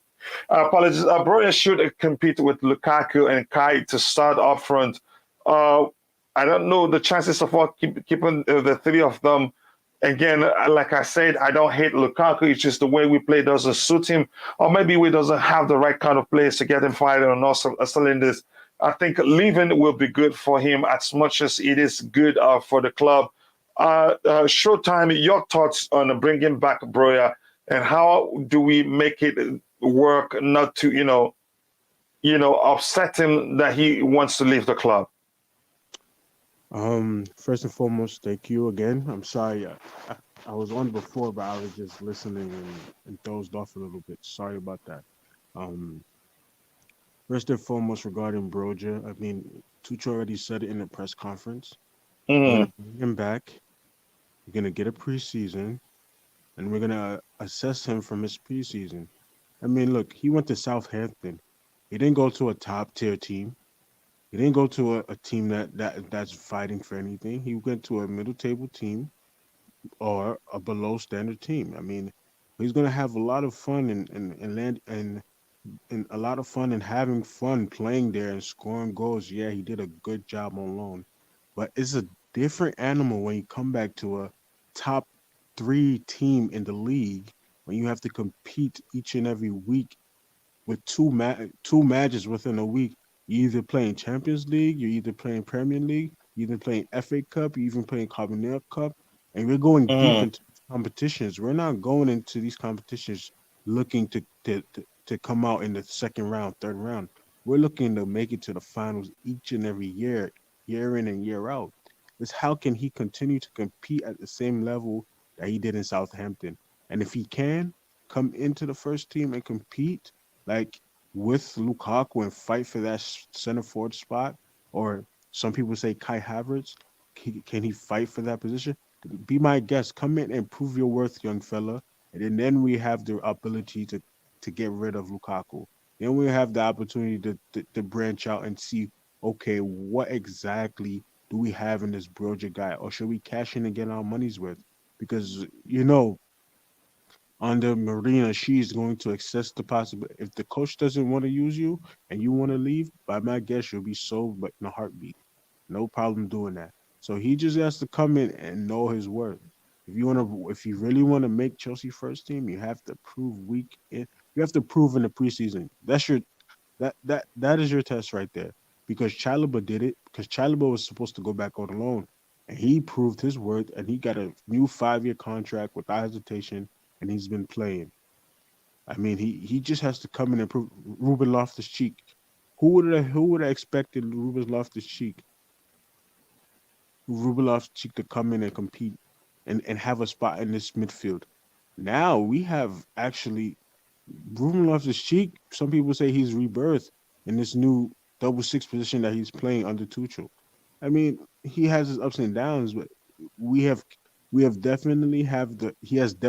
Broja has the opportunity to come in and prove himself. If not, then if you want to pout and go, you can be sold. It doesn't matter. But you have to prove your worth. Right now, all this hype that he's getting is because he played for Southampton. Southampton is not a top-tier team, nor is they a top-table team. They're not in the top 10. They're more of a bottom half of the table team. And he played under a system that suited him perfectly. Who's to say he comes back and he suits this system Tuchel's playing? We don't know if we're going to go into 3 or we're going to go in the back 4. We don't know what we're going to do. There's a lot of questions that we have to sort out before we even talk about Broja, to be honest. But like I said, he just has to come in and prove his worth.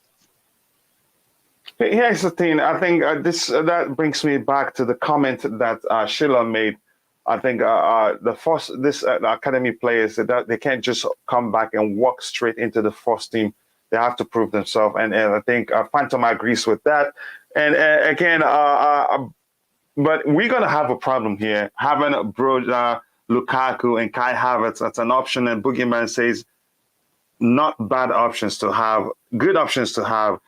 But here's the thing, that creates a problem. If Kai Havertz starts more than Broja and Lukaku, Broja won't be happy. Lukaku will not be happy. And the case is vice versa. Whoever starts more than the two others, the others won't be happy. So we're better off with just two of them and one of them leaving. And believe me, I think the way I'm seeing things, let me come. The way I'm seeing things, I think it would be good for Lukaku to leave to a team where he will be accommodated, that is to under a manager who understands his abilities, his shortcomings, and knows how to get the best out of him, rather than have him at the club. And every now and then we see flashes of brilliance, but it's not consistent, and it's not entirely his fault. He has his issues, but again, like I've argued before, to get Lukaku to start firing on all cylinders, we'd have to change the way we play, and I don't see that happening, given how stubborn Tuchel can be. So, anything you want to say to that, Phantom? Yeah, my dream would be to send him to Antonio Conte at Tottenham, and then we get in exchange, it'd be like an NFL football trade. We would just get Sung-Min Hyun in exchange. I would do that. I would throw money at Tottenham to make that happen, because Sung-Min Hyun is so great. Yeah, that's one player you'd never get in a million years. I don't see Tottenham agreeing to sell that player to you. Showtime, your thoughts on what I just said, because again, it will be good for Lukaku to leave for his own good, and also it will be good for the club. Everybody, just it's a relationship that hasn't worked out as everybody thought it would. So why not just call it a quit? Why not just call it quits, and everybody everybody will go their way for the good of of the club. Yeah, I mean, I'm in the position to say this. I mean, I don't calling quits of one bad year of investments. I mean, let's use this example. Cryptocurrency has been bad for a couple of months now. You think I'm going to call it because the market is bad? I mean, he has to have I think he has to get a good preseason under Thomas Tuchel, and the players have to understand what is necessary and what he is like as a striker up front. Because if you see how the way we play, it's very disgusting. Yesterday we played heavy on the wing backs. He was making runs. He's not getting the ball fed to him. You have a goat. Do you feed your goat? You feed your goat. It's not, you're gonna kill your goat if you don't feed him. He's starving for touches. He's starving. He had to drop in the other half to get the ball yesterday. He's making run. It's not like he's not doing the necessary things to get the ball. It's just that the players aren't finding him. Some people may call it an excuse. I call it the lack of vision from our midfield and a lack of vision from our players. It's for Lukaku to be the best. He makes these runs that is necessary from. That's how he likes to play. He makes runs and he wants the ball there. He likes these short little runs, hold up. He doesn't like to really hold up the play, but he likes to make runs and make sure the ball gets to him. If we have midfielders that can't get him the ball, then and we're going to the wing backs at all times, and we're building offensive play from the wing backs only. Here's the thing, brother. Here's the thing, Showtime. I want you to tell me, isn't it best that he moves on? Find out where he will be accommodated. His potentials, his skill set, the way he plays will be utilized to the fullest, instead of you could say wasting his time at Chelsea, because it's never going to work. Thomas Tuchel doesn't play like that. I'll give you examples why. To me, my suggestion would be the best thing will be for him just to leave. Honestly, look at Mainz. Thomas Tuchel coached Mainz. Look at Dortmund. Thomas Tuchel coached Dortmund. Look at PSG. Thomas Tuchel coached PSG. He never liked to play consistently with a defined striker, and that's the problem. So it's never gonna work. I'm still gonna continue arguing that. Is Lukaku a fine player? Yes, he is. But you ask me, do I think Lukaku will ever be as prolific as he was at Inter Milan? No. So that's why I'm asking you, don't you think it's better off if the opportunity calls for him to leave the club and go to somewhere else where he'll be appreciated more? Because it's not a matter of him being a bad player. It's a matter of him not walking, not being, not suitable to the way we play. You see, but I don't get when I hear your point, but I don't get the point when you say he doesn't play with a defined center forward, because He hasn't done that. Yeah, he hasn't done that. But reports have coming out that he wanted Erling Haaland. He wanted what's his name? That guy from that horrible club in Tottenham. I hate Tottenham so much. Harry Kane. He wanted him. He wanted, who else did he want? He there was a list of players, Lewandowski, and he wanted, those are defined center forwards. Lukaku's a defined, so why would he request these type of players? And if he didn't want Lukaku, he's on the list of players that you wanted if we couldn't get these top 3 players supposedly. But then you say he doesn't want a defined center forward. It perplexes me. So why did he want a striker during the season, after we won the Champions League? He said he wants a striker. He got a striker. We began to play in the beginning of the season. We began to play to Lukaku's strength. The first 3 games of the season, we played well. He was scoring goals. Everybody was happy.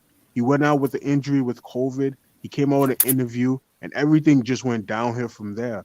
So I feel like Tuchel, in a sense, he's also to blame, because you went totally left of where you said you was going to go with him. You wanted a defined center forward. You got a defined center forward, but you failed to adapt to his style of play. That's not how you. That's not how you. Here's something else I want to say. I get your argument, and believe me, I'd be surprised if you are here, arguing that Lukaku should stay and that it's other people's fault, which is good, makes it a good debate. But here's a point I want to point out to you. He started well when he returned, right? What went wrong? He got injured. He got injured.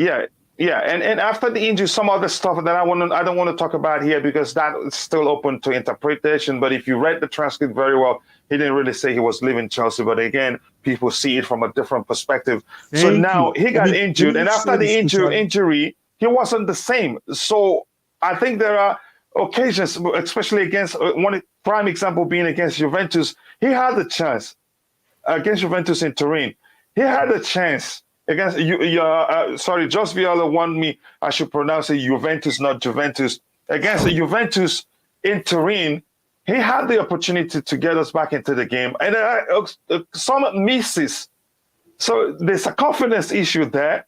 Maybe he's starting to see the manager doesn't really trust him. And we learned over time, we know he wasn't our first choice. And we learned he wasn't Tuchel's first choice either. But Tuchel has to take some blame because he okayed the signing. And there's no chance where Tuchel doesn't want him that the club will go ahead and sign him. I get your point. But I just want to get away from the argument whether the team plays to his strength or not. I think right now, at the stage where we're at, I'm suggesting that please let him move on if we get the chance to do so. Yeah, you see, I'm going to say, look, if it would do him some good. It is for his own good. If we stay here argue to next season, and like I said, remember I told you this, it gets worse. It will get worse for Lukaku the moment Thomas Tuchel makes the signings he wants, because then he's going to play as exactly as we know him to play. So let me bring on Nick, and I'll come back to you again short time, because I know I'm not going to win this fight with you when it comes to Lukaku. Nick, can you tell us this? We're talking about this because it has to do with a comment made by Boogeyman. Don't you think it is best? Oh, yeah. I want to make a point because I know how much Boogeyman hates Lukaku. He hates him like Johnny does. We have two haters in this Chelsea fan base on Lukaku, a lot more, but these two are the main ones. So I know what Boogeyman's on about. Anyway, yeah, look, Lukaku, we're not playing to his strengths. Like Showtime said, it's obvious. It showed when we played Wolves, when they did play to his strengths, fast, quick, passing the ball straight to him.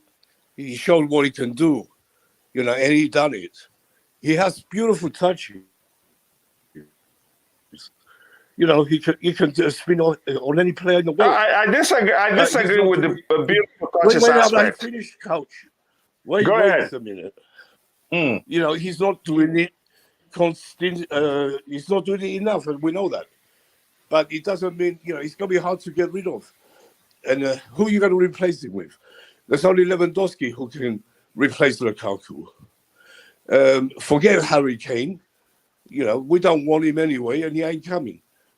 And, we have to wait and see if Lukaku can turn it around by January.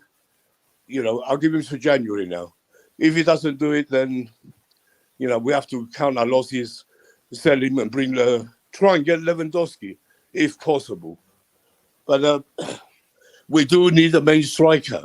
I don't care what Tuchel thinks or who he wants to play. We need a main striker who can score goals, because no one is scoring goals, and you know that. We don't have one player who's going to score continuously. Mm-hmm. No Havertz. Let me quickly ask you this, Nick. Yeah. Go ahead. Yeah, I'm just saying, we need a goal scorer. Tuchel wanted a goal scorer. He wanted, he didn't specifically say he wanted Lukaku, but he wanted one of the three. Haaland, he wanted Haaland first probably, but that was impossible. Mm-hmm. So he went for Lukaku. What's all these? Who's to say it was? That it wasn't Tuchel signing. That's all rumors. It was Tuchel signing because he accepted him. When the boss said we can go for Lukaku if you want, he said yes.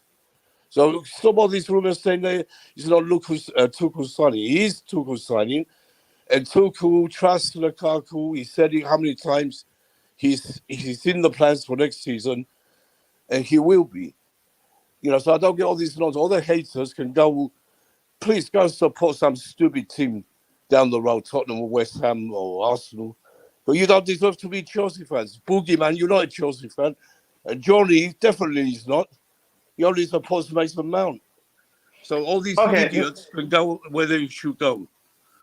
All right, Nick, we're already in trouble with the last video. We're already in trouble. It's been blocked. I can't even see it. It's private. If you want, I can share it to say. I'm sorry. And they say, again, we have to be careful. But I get your point. Let me ask you this, Nick. Here's where we're at, Nick. Here's where we're at right now. Now, look at this comment on the screen also.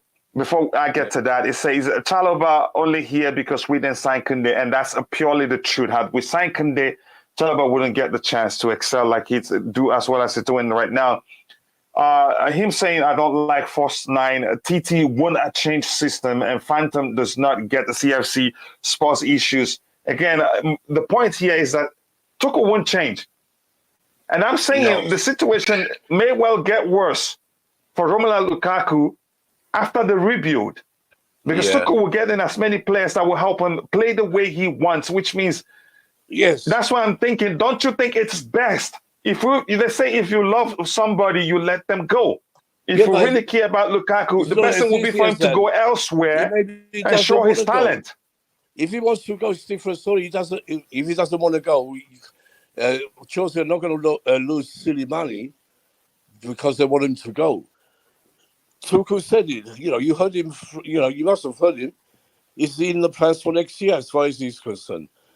If they decide to come to some arrangement and he wants to go somewhere else, that's no problem for me. And they want to go for Lewandowski, yes, why not? But it depends on Boehly, Tuchel, and Lukaku. I'm sure they're going to get together and talk about it. If Lukaku's going to stay at Chelsea and wants to prove everyone wrong, I'm all for that. But I'm all for the otherwise as well. So, it's up to them. It's up to Lukaku. It's up to Tuchel to sort this out. Yeah, I get your argument. Again, Broja will look at Tammy Abraham, Giroud, and Lukaku and wouldn't come back. There's a chance that may be the case. Because actually, I think, I don't recall what he said, the exact words. His parents want him to sign for another club so he gets to play constantly. Fortunately for us, we have him on a long-term contract. Showtime, I want to get your thoughts on this comment on the screen. Broja will look at Tommy, Giroud, and Lukaku and listen here. You see, but then that goes back to the point of you saying that Tuchel doesn't play with an ideal center forward. Broja is an ideal center forward. So if he wants to come back, look, he's coming back regardless whether or not he likes it. He's on a contract for 5 years, brother. He's gonna have to come back and prove his worth. And if he doesn't want to stay, force your way out. You're gonna get our money's worth. Bro, if he wants to play and win trophies and put his name in history books, then he'll come back and fight for the spot. If he doesn't want to stay, then be my guest. We can sell you to Southampton but Southampton doesn't got 60 million to pay for you, brother. So you're gonna be stuck unless you wanna pout and soak and stomp your way out of Chelsea. Then do that. But Broja, he's an ideal center forward, just like Lukaku, just like Giroud, just like Tammy. He's not a Kai Havertz. He's not a Timo Werner. He's not a missing Mason Mount. He's not a horrible number 10 in Christian Pulisic. I don't know whoever gave Pulisic the right to ever wear the number 10 should be slapped and stripped of that. Sorry, can I ask you again? Missing what? What did you say? Missing something. Missing Mason Mount. Oh, okay. He's missing. He's missing. Nick thought you said something that he would like to say, but go ahead, Showtime. Yeah. So I mean, Broja, he knows what he wants to do. In his mind, he wants. Let me ask you this before I go to Phantom Showtime. Wouldn't you agree? Let's comparing Broja with Lukaku. That Broja is a more complete player than Lukaku. Lukaku is just more experienced. And it's been proven to be a better goal scorer because, again, he's older. What do you say about that argument? I would definitely have to get back to you because I have not consistently watched Broja play. I'm going to have to look up some of his abilities, but I right now I'm not going to agree and say yes he is. I cannot say that because a proven striker is better than a all-around striker, you can say. A proven striker that bangs in goals on a consistent basis, that has been proven in this league, that has scored more, has had multiple 20 goals a season in this league, in this era. I feel like it's not better than a Broja who went to Southampton. Remember, look at the competition. He went to Southampton. Southampton is no competition. Teams that play Southampton, when they play us, is a different animal, it's a different beast that come out of them. So Broja has had the short end of the stick. Let Lukaku go to Southampton and probably he'll score twice as much as Broja did. So I can't agree, nor can I disagree because I haven't seen Broja play at Southampton, and I'm not gonna say I watched him. And I surely didn't care about him playing for Southampton, let alone wanted him to come into the first team and be like he's benching Lukaku. I totally doubt it. Yeah, but I'm going to come back to this comment because I love it. Phantom, your thoughts on comparing Lukaku with Broja, who is a more complete player? Anybody is a more complete player than Lukaku. I'm not considering his salary, but Lukaku is basically a poor man's Tammy Abraham. He doesn't even run as fast as Tammy, and Tuchel thought he was slow. Thought Tammy was slow. So Lukaku runs at half the speed. Yeah, he can bully people around, kind of like the way that Rudiger can bully people around, but that's about it.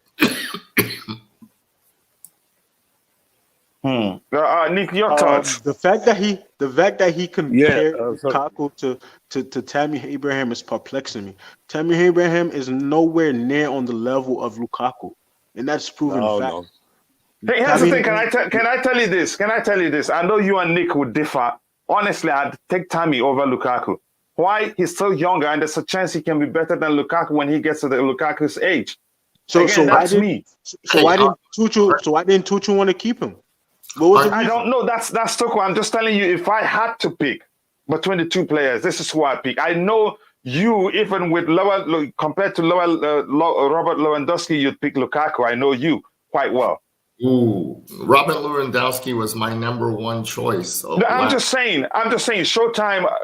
Be honest, you pick Lukaku over Lewandowski right now. I will definitely pick Lukaku over Lewandowski because Lewandowski played. I wasn't lying.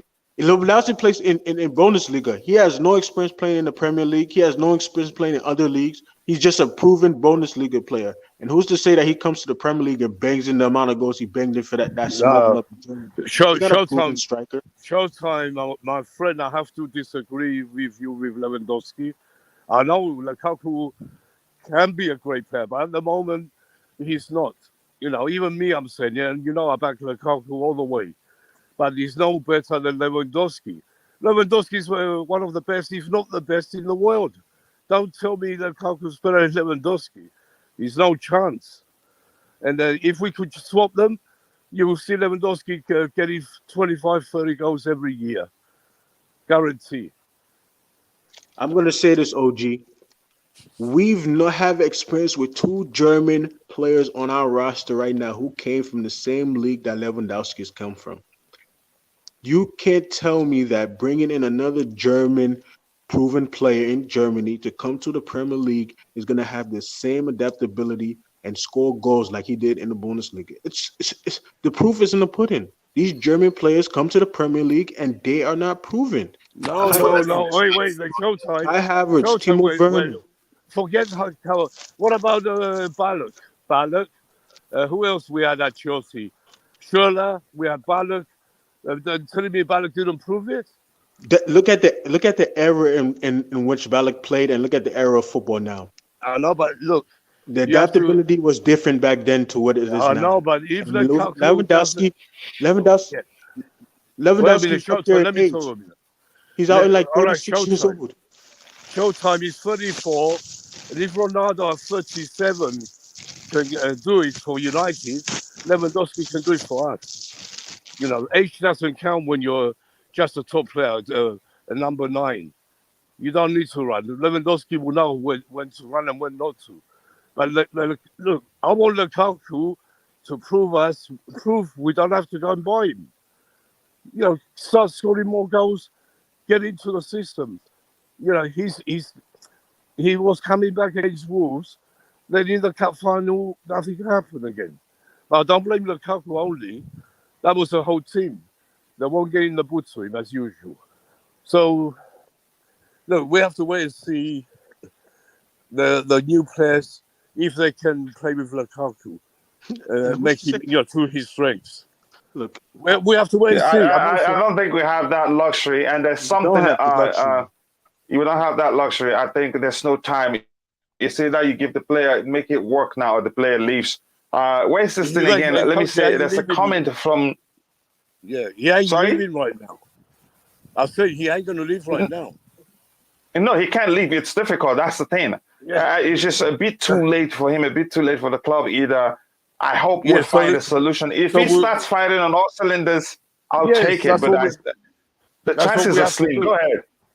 Yeah, I mean, that's the only way. I said it a million times before. When he didn't play well, I said bench him. Havertz came on, done a great job. And we were happy. But then Havertz played too much. He was overplayed. Lukaku came, a few times. He came off from the bench. Not many minutes, 10, 15 minutes. He couldn't really show what he's all about in 10, 15 minutes. It's only recently he's had 2 games. Played the final. Played last night. And last night again, he wasn't that bad. But, the players he plays with, they're no good. Pulisic. What a pass he made for Pulisic to score. And the idiot misses an open goal. So it's not Lukaku. It's the whole team, and Tuchel, he's got to get the players to play or buy someone who can play with him. Mm-hmm. Yeah, short time. Let me bring you in before we round up this comment here. I think Connor will stay. He would be a great addition to the squad, and has an engine like Kante.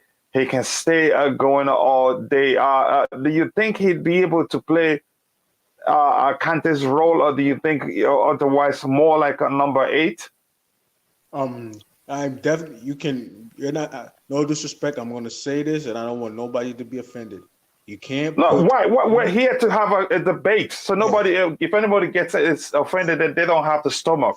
We're here to talk about, be objective and say things like they are. Go ahead. You can't compare no Conor Gallagher, no Ampadu. You can't compare nobody to the engine N'Golo Kante. You see him playing at 60%. He's way better than your best midfield than anybody in this league. Better than Jorginho. Anybody can argue with me. So I mean, I see Conor. I'm pleased with Conor Gallagher coming back and fighting for his spot with that position with Mason Mount. I want him to fight Mason Mount for that spot, and I want him to beat Mason Mount. So all these Mason Mount lovers can be put in a box and shipped away to missing Mason Mount's house, because him and Mason Mount, they're two of the similar players, high energy, pressing, and all this. I want to see who's a better in an attacking aspect, who's a better team player, because we know that Mason Mount is not a good team player. We saw it, we've witnessed it for long, and I want Conor Gallagher to come in and fight with Mason Mount for that spot. And may the best man winning. And I'm hoping that Conor Gallagher beats Mason Mount for that spot, just to prove to everybody in our fan base that Mason Mount is not the successor to Frank Lampard that everybody think he is. No. He was only given that crown because we didn't have the opportunity to go in the market and buy players at that certain time. And since that time, he has not proven his worth. All this, he's a leading goal, assist, and goal scorer. No.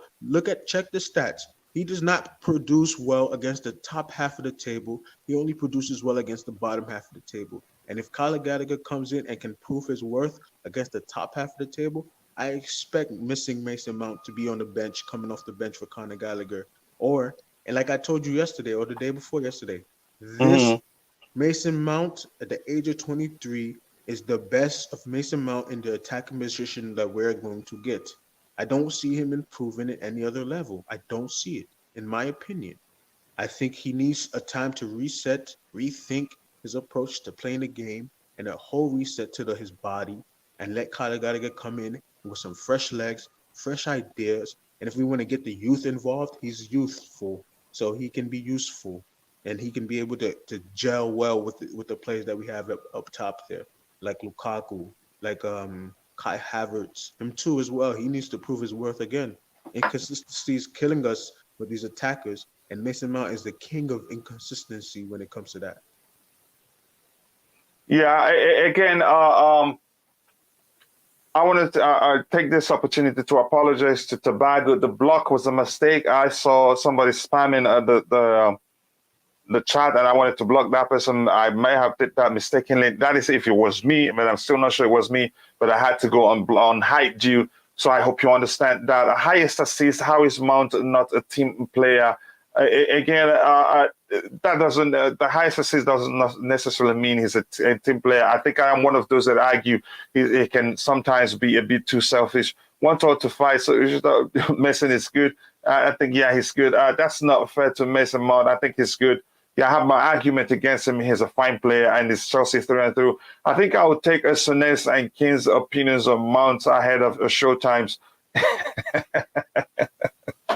Again, we're all entitled to opinion. That's what we do here on Chelsea Perspective. That's what makes it a great show. We have 73 likes and just about 5 minutes to round off. If you haven't, please be sure to like the video and subscribe to the channel if you haven't. We've gotten a few subscribers today, but we know we can do even better. And after that, I'll try to tackle to see who tried to sabotage the channel. And probably reported the content that there's nothing wrong in it. The tags are correct. I don't use misleading tags or anything. It was me, Coachella. Okay, apologies, my brother Tobago. It was a mistake, and I know you should know that too. Again, I dare not dare you, Sybia. Sybia loves everybody. That's why she is the queen of all streams. And you're also the queen, queen to just really your queen of the house too. Coming to you, Nick, your thoughts on all the players we've talked about. You see any of them helping us solve the current issues we're having, from Ethan Ampadu to we also have Levi Colwill. We also talked about Conor Gallagher. We also I couldn't find Armando Borja's photo from the site where I have subscription. We also have Ian Matson. We also talked about, what's his name again? We talked about this kid right here, Angelin. We know he has a problem. But we talked about Koulibaly also. So your thoughts on everything we talked about today? Yeah. Well, we've talked about nearly everyone. And I think, the good, there's something to look forward to is getting Koulibaly, first of all. And Koundé, and hopefully Many, if we can. But Koulibaly is going to be a major signing for us because he would replace Rudiger. He's got the same sort of, he plays like Rudiger in a way. And for Broja, I would like to be in the squad. I want him to come back. He can be something special in the future, and he can learn. If Lukaku stays, he can learn off Lukaku as well. Or if Lukaku goes and we do get someone like Lewandowski, what a better player to learn off. But let's see what happens. And Gallagher, another one. He's a certain. He has to be in the squad next year. So no more loans because we're going to lose him. We don't want to lose. Like we said before, we don't want to lose these players. They're only going to end up at United, Liverpool, City in the future. We can't afford to do that. And Ampadu, another one. He'll be back pre-season. Let's see what he's made of. With Tuchel. With the friendlies and that. So it's a lot to do. It's going to take time. I keep saying let's win the league next year, but I don't think it's going to happen next year, really. But I'm just hoping. But it's going to take time to gel all these players. It's a major rebuild at Chelsea next year. If we get, like a Phantom said, we can make top 4, that'd be great for next year. Then we can go from there. But if I can see us winning the league again in about 2 years' time. But next year it's going to be a blending in period. You have to blend all these players in, get them used to each other. It takes time. So, Cole, I just mentioned Cole, another youngster I'm really proud of, very good player. I like to see him back as well. Don't keep loaning these good players out. But, we can have a certain number in the squad. 25 is a big squad. So let's see what Tuchel does with it. Yeah. Yeah, I sincerely do appreciate that input, but I think somebody wants us to address something very important here. We may take a few more minutes, maybe 4 more minutes. He says, before we depart, high praise from Tuchel for Ziyech last night. He did everything he could to win the game. To me, that is just, should I say preamble? I don't like that. It's just, to me, he says one thing and does the other. I don't think, I love Thomas Tuchel, but he will be very, very difficult for me to forgive him what he did when Hakim Ziyech was fighting on all cylinders, creating chances, scoring goals, showing that he's improved defensively, winning aerial battles, and then all of a sudden, boom, he dropped him to the bench, even without him being injured. I wouldn't listen to him say this because next thing now you see him do something else, and I am really concerned that what's his name? That Hakim Ziyech may well join Manchester United, given that they have Eric Ten Hag as their new manager. So I don't buy into that. I will come back to Showtime in a bit. My average wage is brilliant. We have given Tuchel a lot of work for the summer. It will be interesting to see the changes. I think we will be strategic with our signings, given that also Boehly himself is a numbers man, and Tuchel himself is a numbers man too. So let's see what he does now that he has a chance to build the team in his own image. Let's see what he does. But then again, we must all recognize it. The rebuild means we shouldn't expect too much from the team come next season. I gotta go see you guys all tomorrow. Great seeing. Thank you very much. Nice to see you too. Showtime, your thoughts on everything we've talked about today. Yeah, I mean, this was a great discussion about this market or where we're heading for the summer, right before the season commences. I want to see Gallagher in this team. I want to see Levi too.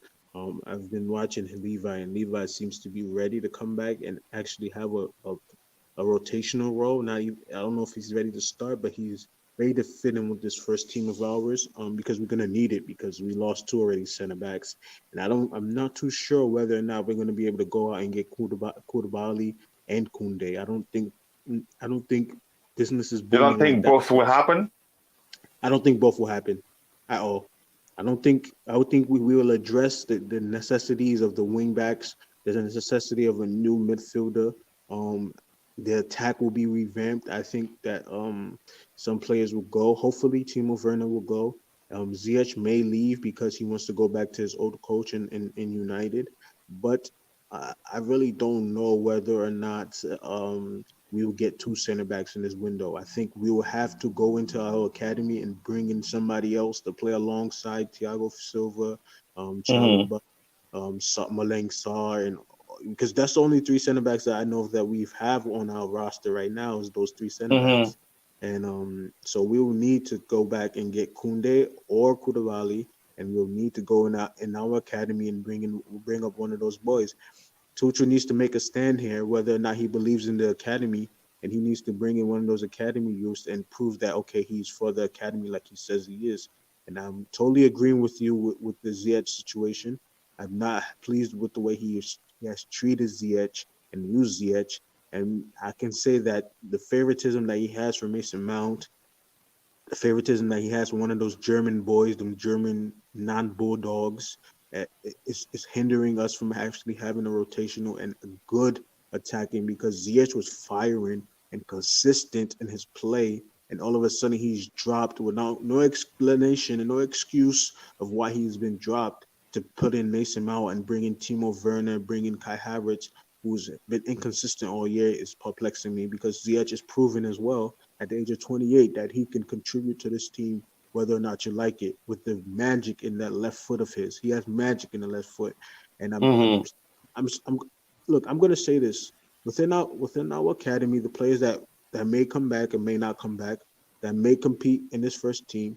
This rebuild that Tuchel said he wants to do, it's going to depend on what exactly we bring in because he may be upset by the number of players that we buy, and he'll be forced to go into the academy or go into the guys that we've loaned out to play, and he may not be pleased. So all that depends on where we go and where this American owner that we have spends his money.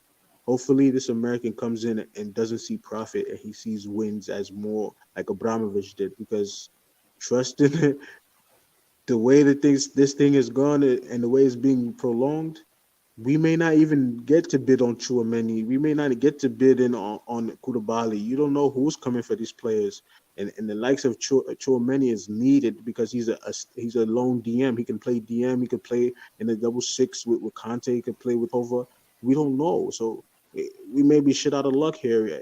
And we maybe have to go into our midfield again and convert Reece James from the best right back in the world into playing in the midfield like he did yesterday, which was pleasing to see, but shocking to see as well. So hopefully, well, I want Conor Gallagher to come in. I want Broja to come in. I want Dijon Sterling, Ian Matson to come in.